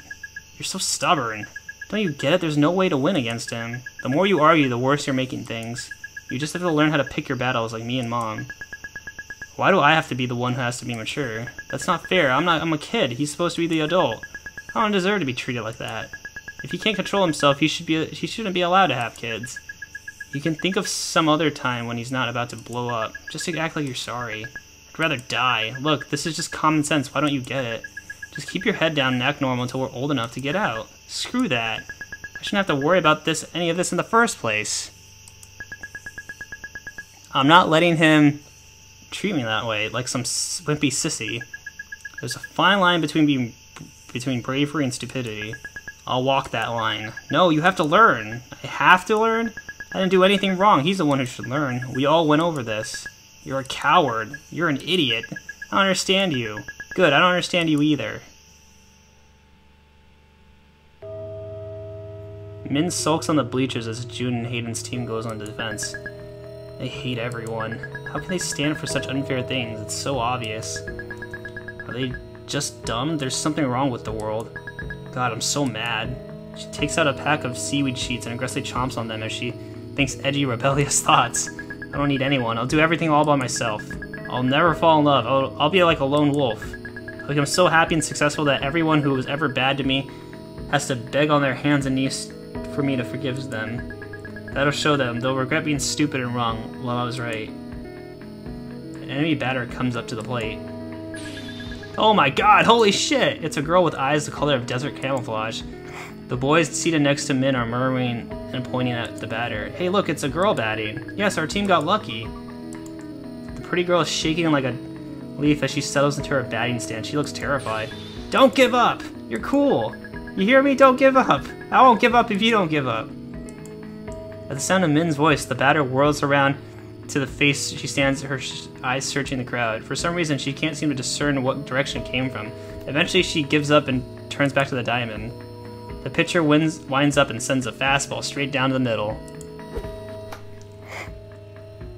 The batter swings at it with terrifying power. The ball rockets off and flies over the fence on the far end of the field. Holy shit! Wow! God bless America! A national treasure! The batter hit a walk-off, the game is over because she scored. Everyone comes in from the field. Her teammates have come bounding over, giddy off their victory. They're laughing and chatting amongst themselves. The girl is nervously nodding in front of them instead of speaking. She's so shy, that's so cute. I wonder what her voice sounds like. Maybe she can't talk like Ariel in The Little Mermaid. Min's heart is pounding so fast. Holy shit. Okay, Min, calm down. Play it cool. Be smooth. Panic flashes in the girl's eye when Min runs up to her. Hey, you're really cool. What's your name? I'm Min. The girl's face lights up as she recognizes Min's voice. It was you earlier. You cheered for me. Of course I did. You were badass. The girl startles. Min said a swear word. I mean, you were awesome. I'm Dia. That's so pretty. It sounds like you. I have seaweed. Do you want some?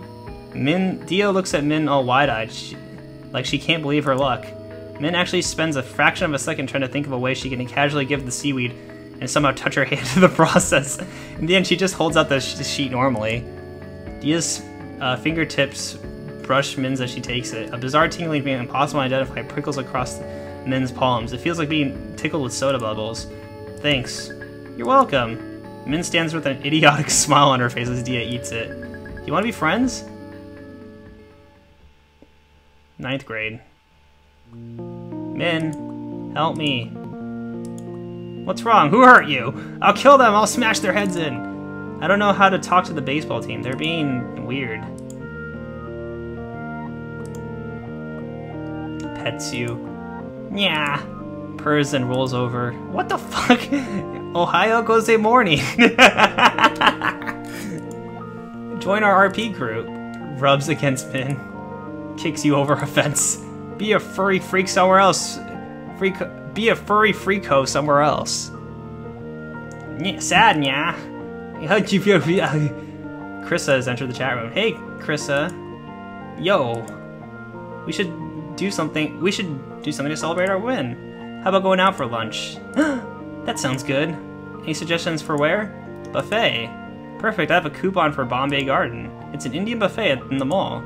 If we're really being frugal, I bet Min could pass off as under 12 for a kid's price. Why stop there? Infants eat for free. Damn! Hey! More realistically, Min could actually fit in our equipment bag. The giant 3-foot-long one. We could straight up smuggle her inside and not pay her at all.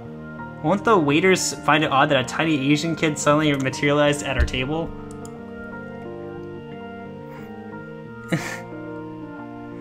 No, they won't see her.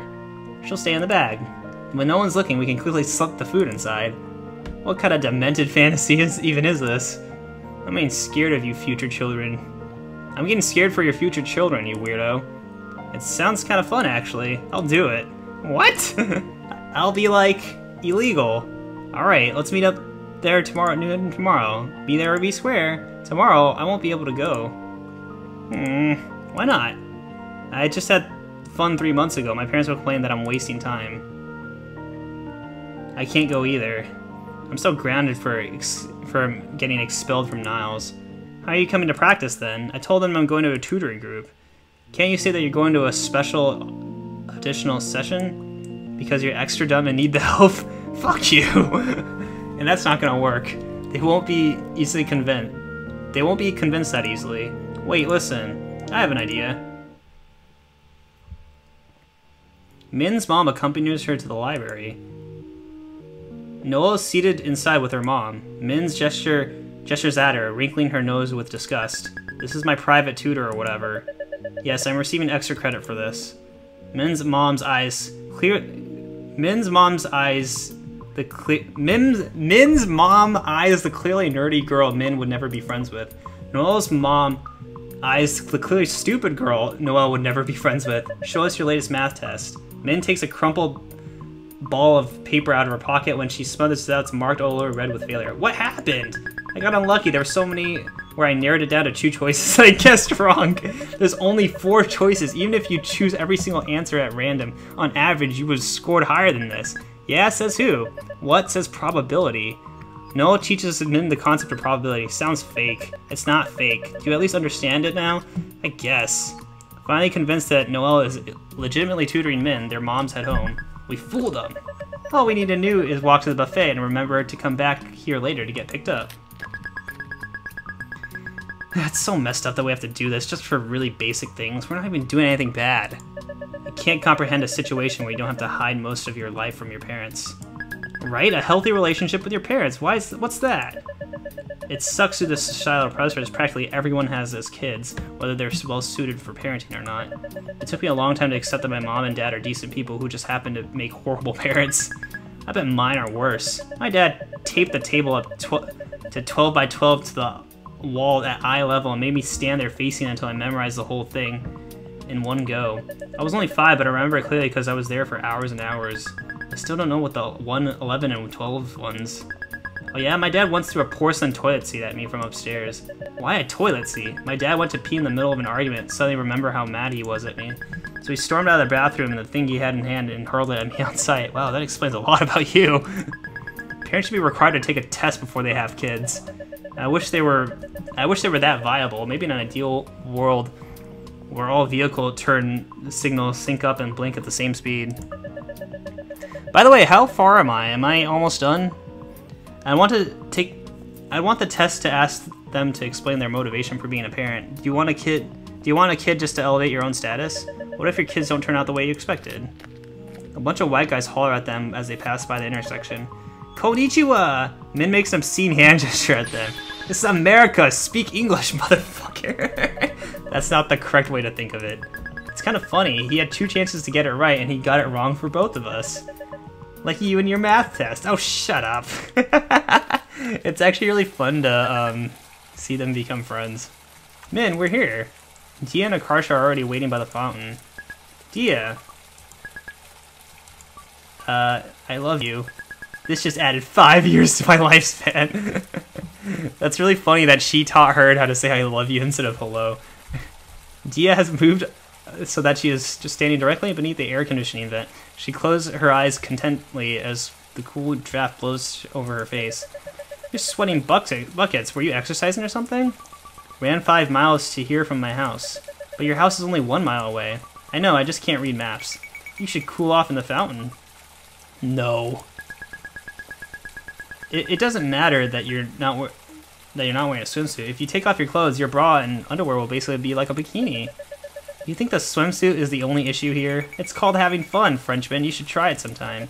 Really? Then why don't you jump into the fountain? Great question. What? Filled with money people threw in here. It's like swimming in a pool but better. She's right. There's nothing stopping us from taking it. You can't be serious. Stop! Stop!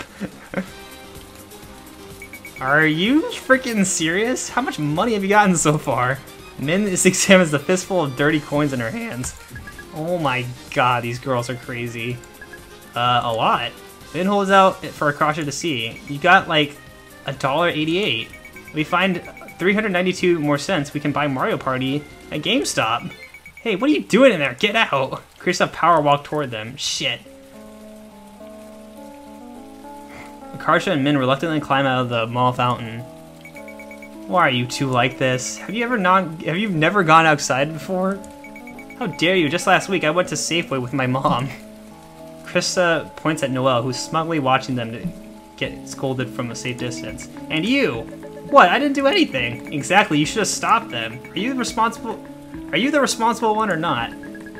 Alright, I think they get it. Let's just go into the restaurant now. Get in the bag, Min. Lynn places the empty equipment bag on the floor and unzips it. Min climbs in and lies on her side in fetal position. There's actually some room to spare. You okay in there? It's kind of like being in a sleeping bag, except not padded and shitty. I'm doing a crime. If I stay undercover like this, it'll basically be stealing from the restaurant. That's right, homie. Fight the system. We need to unzip this. We need to zip this now so no one sees you. Everyone wave goodbye to Min. Bye, Min. Oh god, I need some more water, but I need to pee too. Oh, jeez.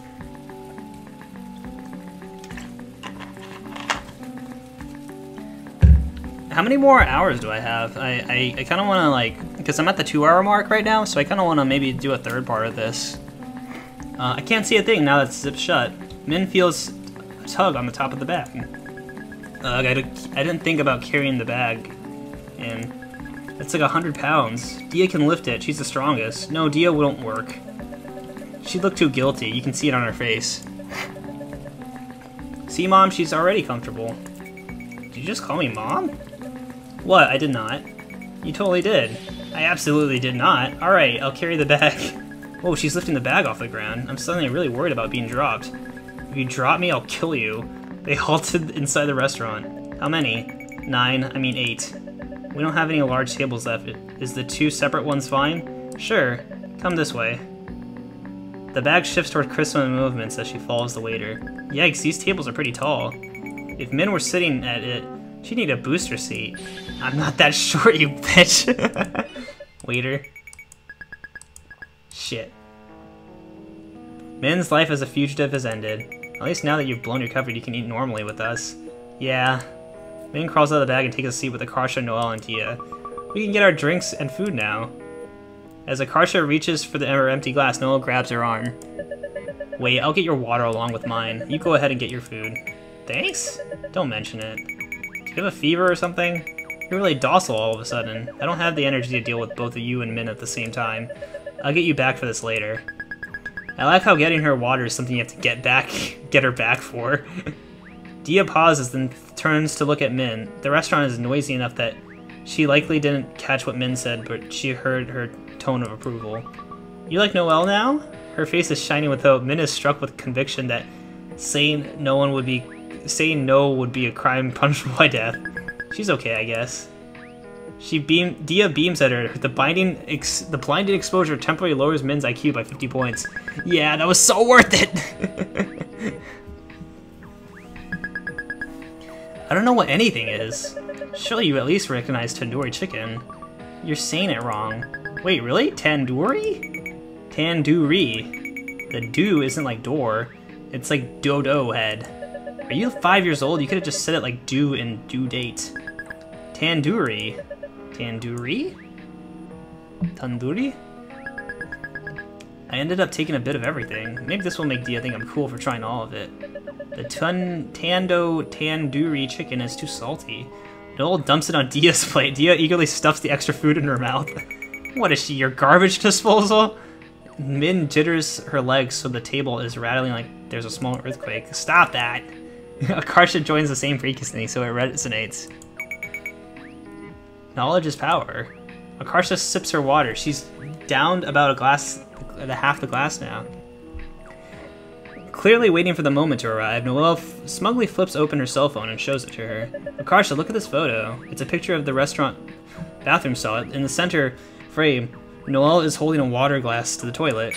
Is that... you filled my cup with toilet water? What do you think? Seriously? Akarsha stands. Oh no, oh my god, she's horribly terrible. Noelle is so bad. Akarsha stands. Noelle has a perversely happy look on her face, like a child burning ants with a magnifying glass. Seriously now, are you serious? Come on, man. Seriously now, are you serious? Come on, man. Now we're even. Ew, ew. I can't believe it, you meanie. My stomach hurts now. You're being over dramatic. That bacteria wouldn't affect it that fast. I'm gonna go wash my mouth out. I'm gonna close my door.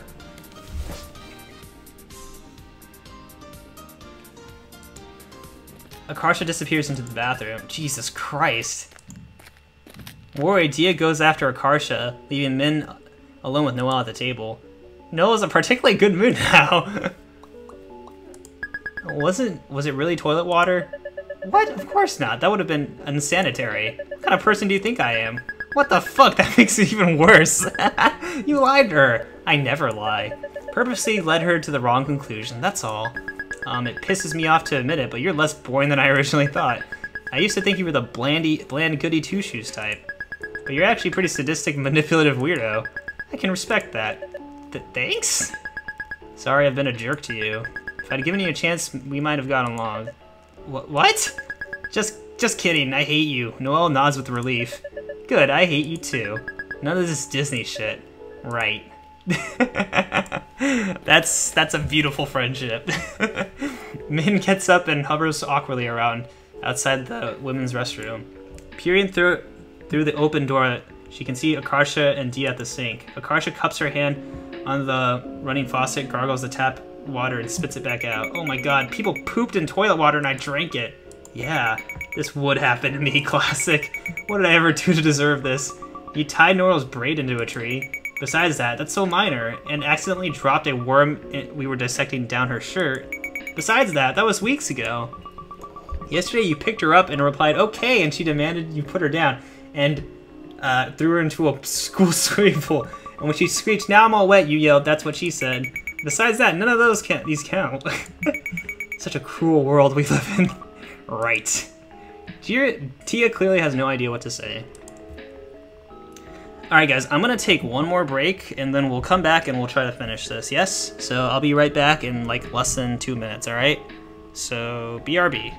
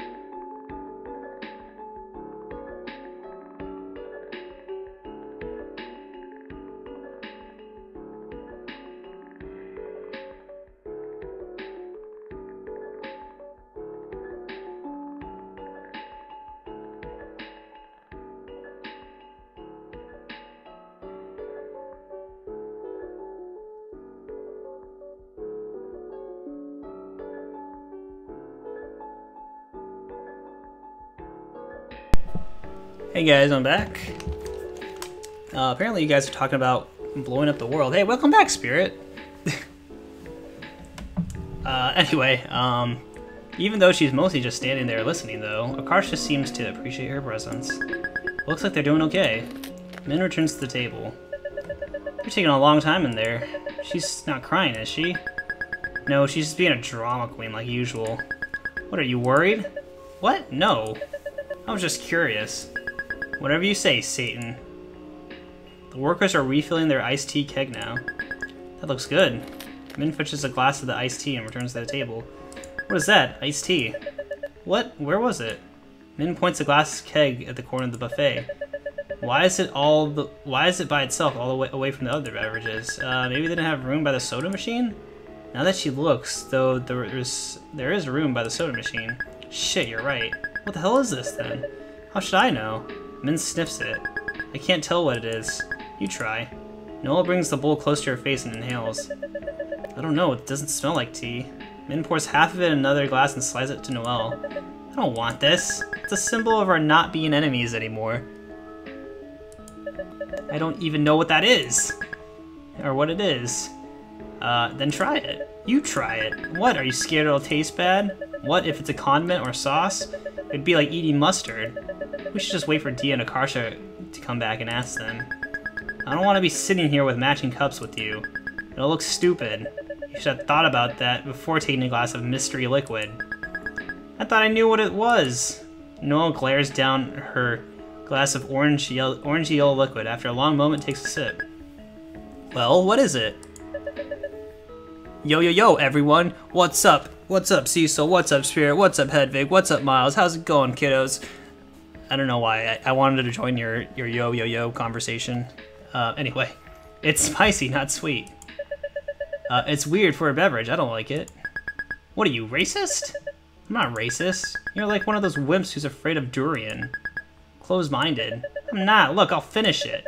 It's probably acquired taste like durian. Min begins drinking her glass of the liquid too. It does taste weird for a drink. I don't like it, but I'm better than her. I'll never admit it. Grimacing, they continue drinking the mystery liquid in silence. Hey, you're like a Dia expert, right? More or less. Can I ask you for your opinion on something then? Yes. Where would be the best possible place to take Dia on a date? A dog park. Besides a dog park. The Harry Potter theme park at Universal Studios. But I don't have the money to... the budget in the situation is small. In this hypothetical situation. Right, in this hypothetical situation. I'm testing your Dia knowledge.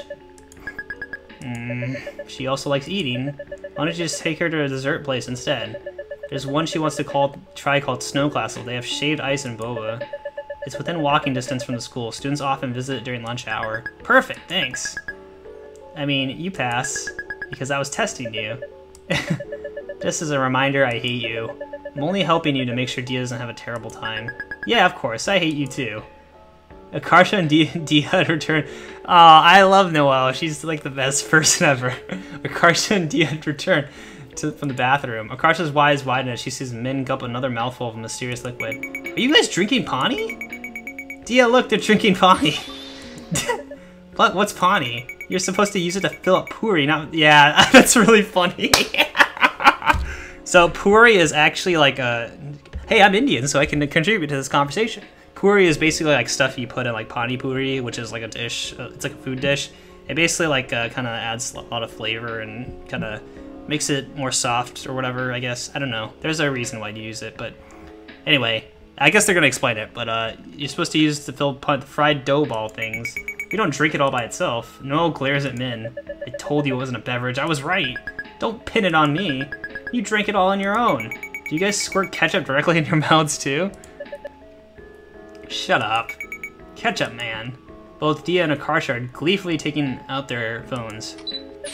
Don't take photos. Look what I got. It's a photo of a blurred, scowling Noelle trying to shove the shameful cup away from her. Send it to me. You're never gonna let us live this down, are you? You guessed it, Ketchup Man, too. Whatever, P-girl. Noelle storms off to the buffet area to escape Akarsha's photos. Akarsha gets up and chases after her. Noelle's making things worse. There's gonna be action shots of her running around the salad bar now. And of her tripping. Huh? But she hasn't tripped. As if on cue, Noelle stumbles over nothing and trips. Hey, this isn't a jungle gym. Wow, you're so good. We're all alone at the table now. Here's my chance to ask her out! We should go out and eat sometime. We're already eating right now. Some other time, just the two of us.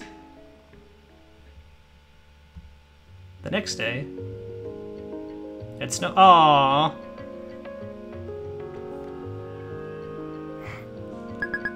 Whoa, you're back? What happened? Noelle just tripped on the floor and ate shit. Also, Min asked her on a date. We're here on a date. It's lunchtime at school right now. We ate really fast and sprinted here. How much time do we have? About 30 minutes before we gotta run back to campus. Thanks for bringing me here. I've always wanted to try their shaved ice. I'm the one who should be thankful. Don't mention it. Min receives a chat message. She checks her phone. I have prepared a Dia cheat sheet for your reference. Top desserts / drinks Dia likes. Any food artificially colored to look blue. The flavor is almost irrelevant. Blue raspberry, Baja Blast, blank. Dia cannot tell the difference and will refer to it as a blue flavor. Peanut butter. She is neutral towards actual peanuts. Mango. Food with circles in the center. Bagels, Bundt cakes, peach gummy rings. If you're in a situation where there are multiple food items with these features, example, both a blue-colored cake and a mango mouse cake are available. The hierarchy is as follows. Blue flavor, peanut butter, mango, circle in the center. Suggested conversation topics. Owl City. Dogs who have different color fur above their eyes so it looks like they have eyebrows. The most extreme Animal Planet series. Okay. I'll text you if I run into trouble. Understood. I don't know, something about Min and Noelle helping each other is like the best thing ever. Min and Dia take their place in line and gaze up at the menu. These shaved ice desserts look massive. Maybe we can share one. Dia nods eagerly. It's on purpose. They made it for couples to eat together. We're sharing one! It's Dia and Min's turn in line now. Welcome to Snow Castle. Can I take your order? Dia looks anxiously at Min. Min's heart skips a beat, seeing the helplessness in her eyes. She's relying on me. I've got you. We'll have the Mount Fuji. That one is blue. Mount Fuji, coming right up. Dia and Min find a table and wait for their order. I'll pay you back. No, it's on me. Don't worry about it. I still have the money from the mall fountain. Thanks. You're welcome. I'd kill someone if you asked me to. I'm pretty sure you'd kill someone even if I didn't ask you to. The orders are being prepared for the counter. An employee is drizzling syrup at the top of a customer's mountain of shaved ice. Hey, we can watch them making it. Don't want to see. Food tastes better if you don't know what's in it. That way it's like magic. Huh, never thought of it like that. Do you know how to cook? I can make microwave popcorn. That's not cooking. Well, can you cook? Not really. I once tried to make a pancake when I was 9, but it burnt to a total crisp like a rock. Couldn't even scrape it out of the pan.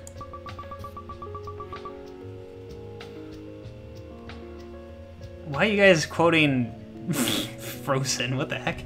I was embarrassed that I dug up a big hole in my backyard and buried it. Including the pan? I was desperate. I didn't know what else to do. That's so cute, like a little puppy. Are you making fun of me? No, it's a good thing. You're so cute sometimes that I almost can't stand it. I have to go to the bathroom. Dia staggers to her feet and makes for the restroom. She misses the door and slams straight into the wall. Dia! Min rushes her side and staggers back and grabs a hold of her, where she might fall. What's wrong? Are you hurt? Dia shakes her head and face red. She seems to be struggling with the limits of spoken language. You sure? Dia nods frantically. Min tentatively lets her go. She watches Dia scramble into the restroom, correctly this time. As Min returns to her table, her phone screen lights up with a message. The way you grabbed her, I thought you were gonna start dry humping in the middle of the restaurant. Akarsha, I'm convinced those sunglasses are actually impeding your mental processes. I'm embarrassed to be seen with you.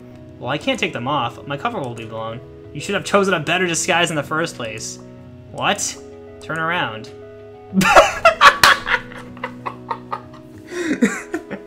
Oh my god. WTF?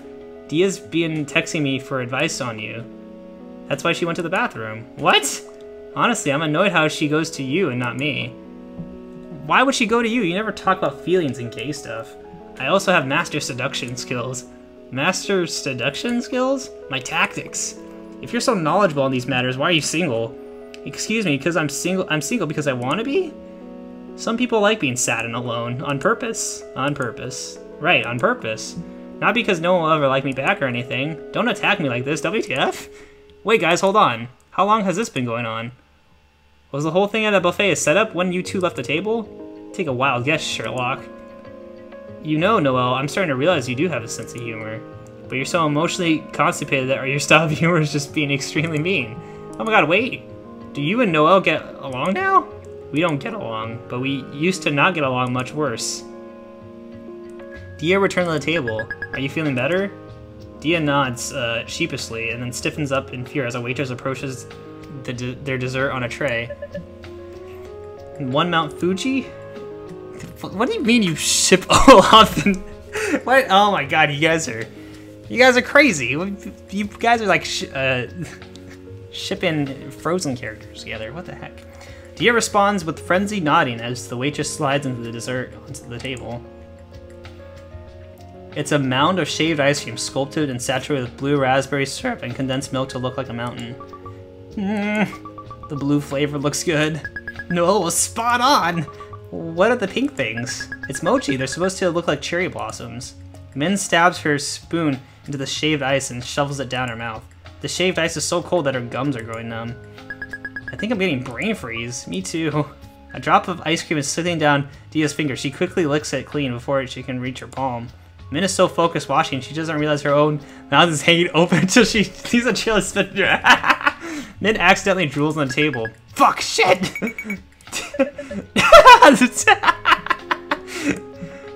Tia's staring determinedly into Mr. Fuji. She's probably pretending not to have seen. Help me. Pretend to drown so she has to give you mouth and mouth. What kind of plan is that? What would I be drowning on? The shaved ice? No. The toilet? No. Trust me, I'm a love expert. There's no way this could possibly go wrong. Rather than be potentially causing confusion like that, why don't you just be open and tell her how you feel? You're the last person on the earth, on the planet, qualified to tell me to be open. I don't know what you're talking about. I'm perfectly open about my feelings. Since when? Hey, Frenchman, you enjoy our company, right? I'm not sure how deluded you yourself into believing that. See? Laughing my ass off proved us right. You can't even argue it. She's trapped. She hates being wrong, but can't admit she likes us. I like you. However, you're immature and relentless, annoying, and everything about you fills with an indescribable rage. From the way you wear a windbreaker with flip-flops to your idiotic-looking hairstyle to how smart yet you do things that call forks food rakes, etc. And Min, you're volatile and stupid. I already hardly tolerate you. So if you hurt Dia in any way, I won't hesitate to destroy you. Why do you have to immediately drag us in to defuse the situation?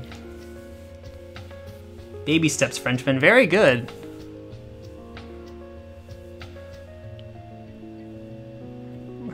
What the heck? Shut up. Now I'm right.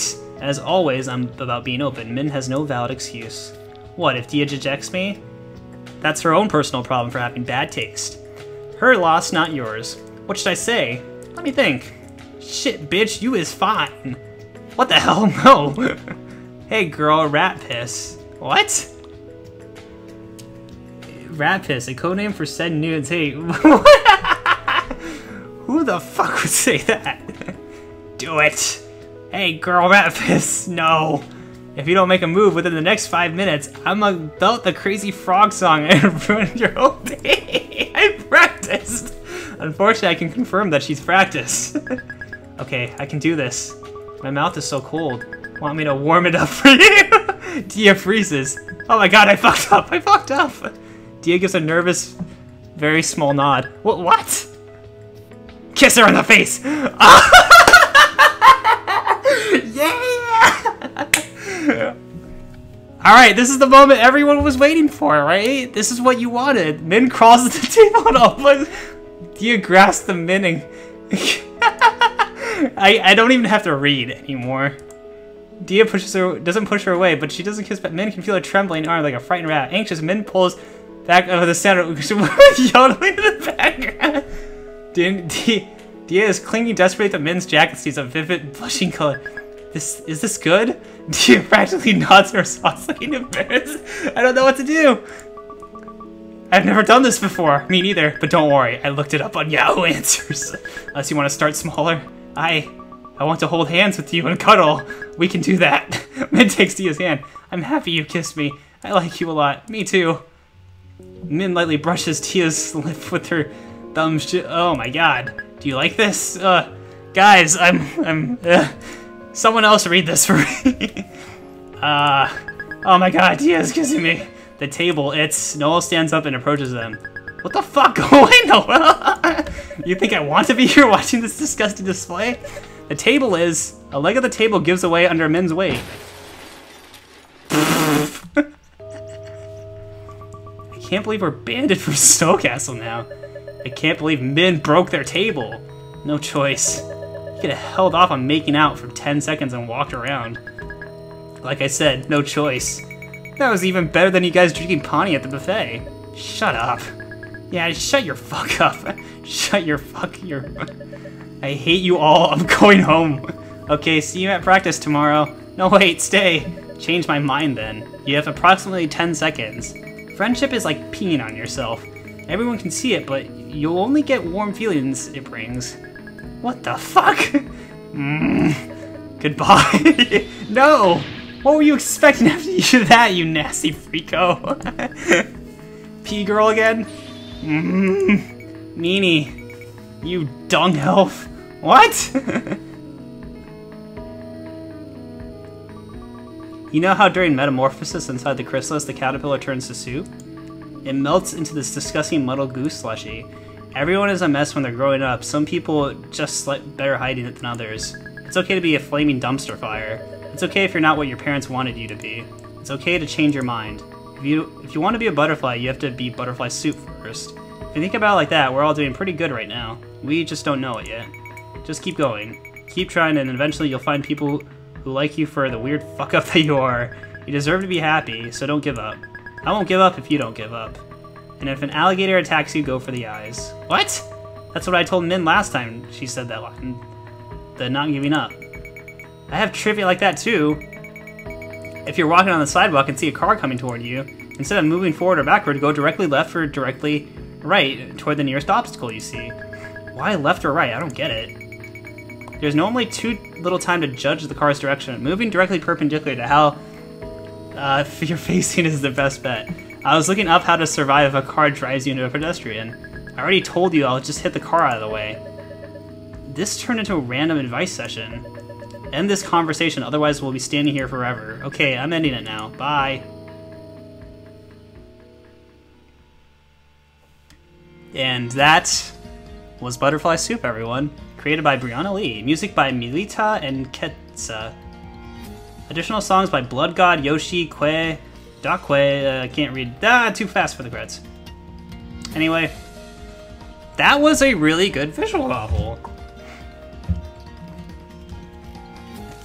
So guys, I want to unlock the secrets of the universe. This game, the chat loves this game, holy crap.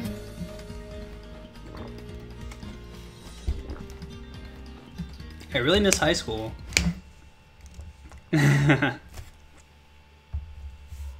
future. Oh, an extra chapter. So which one do you want? I don't know. Which dog friend do you want, Shibe? Hearing his name, Shibe turns brightly to tongue lolling out. His frog raincoat makes a crinkling sound against Min's arms as he wags his tail. He's too nice. He likes all of them. Dia peers down at the Pomeranian in the enclosure. This one reminds me of you. Ow. Small, but I think she's invincible. Hey. It's a charm point. I love you for it. Dia picks up the Pomeranian and gazes. Oh, your name is Pom.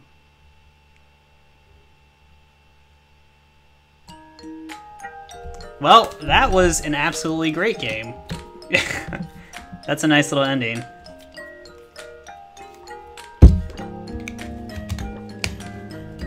Wow.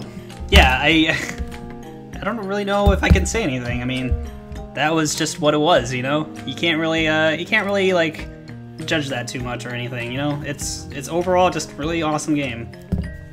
Probably one of the better visual novels I've ever played, actually, so that was a really good one. It ended with puppers, yes. So, guys, how'd you enjoy that? That was pretty fun, yeah? Yeah? Yeah, I had fun. I don't know how to end videos. But yeah, pretty good themes, pretty good story. The characters were probably the best part, and the crazy zany situations they get themselves into. You know,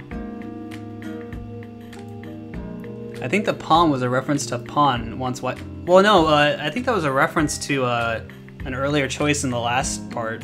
That what did you want to name your dog or whatever? It's a prequel to Pom Gets Wi-Fi? What? I think they have the same creator. Really? Oh, I guess she made another game.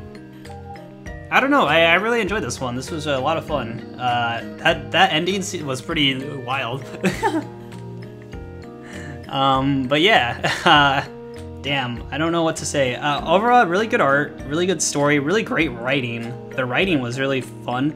It was like, I don't want to say it was like meme writing, but like it was like very self-aware, like very like, yeah, we know where we are, but we're just gonna like have fun with it, you know? So I really appreciate stuff like that. I really like the artwork.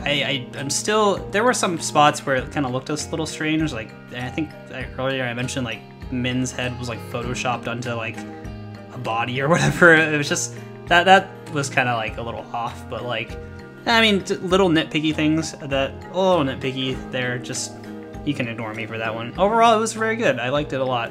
It made me laugh a lot too. I mean, usually it takes a while for games to genuinely make me laugh to like their sense of humor. So, oh, here's all the credits. I feel like I always need to read the credits, so let's read the credits first before I end this video. Version 1.8, game by Brianna Lee and Mi Patra. Oh, is she a Persona fan? Renpy, before version 7, it looks like. 6.99 dot, yeah. Music, Thought Projection, Holding Your Breath, Thoughts of You by Ketsta. The license are under by C, yeah. Romaris, Bluing, and Side by Side by Miltata are licensed by, yeah. Okay, these songs are available for purchase. Volver Morgaris by Blood God. I think that was that metal song. Flame of Love by Yoshi. Overflowing by Tatsu Kato. My Heart Will Go On, Recorder by Candlelight. Matt Moland. Title song, Mayuchi Yuri, Miltada remix. Okay, a lot of Japanese people working on this. That's pretty interesting. Or it seems like it. Cutie Sound is by Cutie Cues, Electric Sound Effects. Yeah, they had some good sound effects in here too, and some good music. Just an overall great game. I don't even need to say anything else. I mean, shit. But yeah, anyway. I guess I'll call that a stream. So thanks for watching, guys. I'm glad I split this up into 2 parts. I'm glad I finished it too, because usually I used to do visual novels, but I didn't used to like finish them. I didn't used to finish the longer ones, is what I mean. So yeah. Anyway, I've been talking too much, so I'm gonna go rest my voice. So yeah, bye guys. Take care. Thanks for joining me.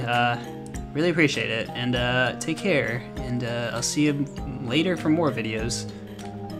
See ya.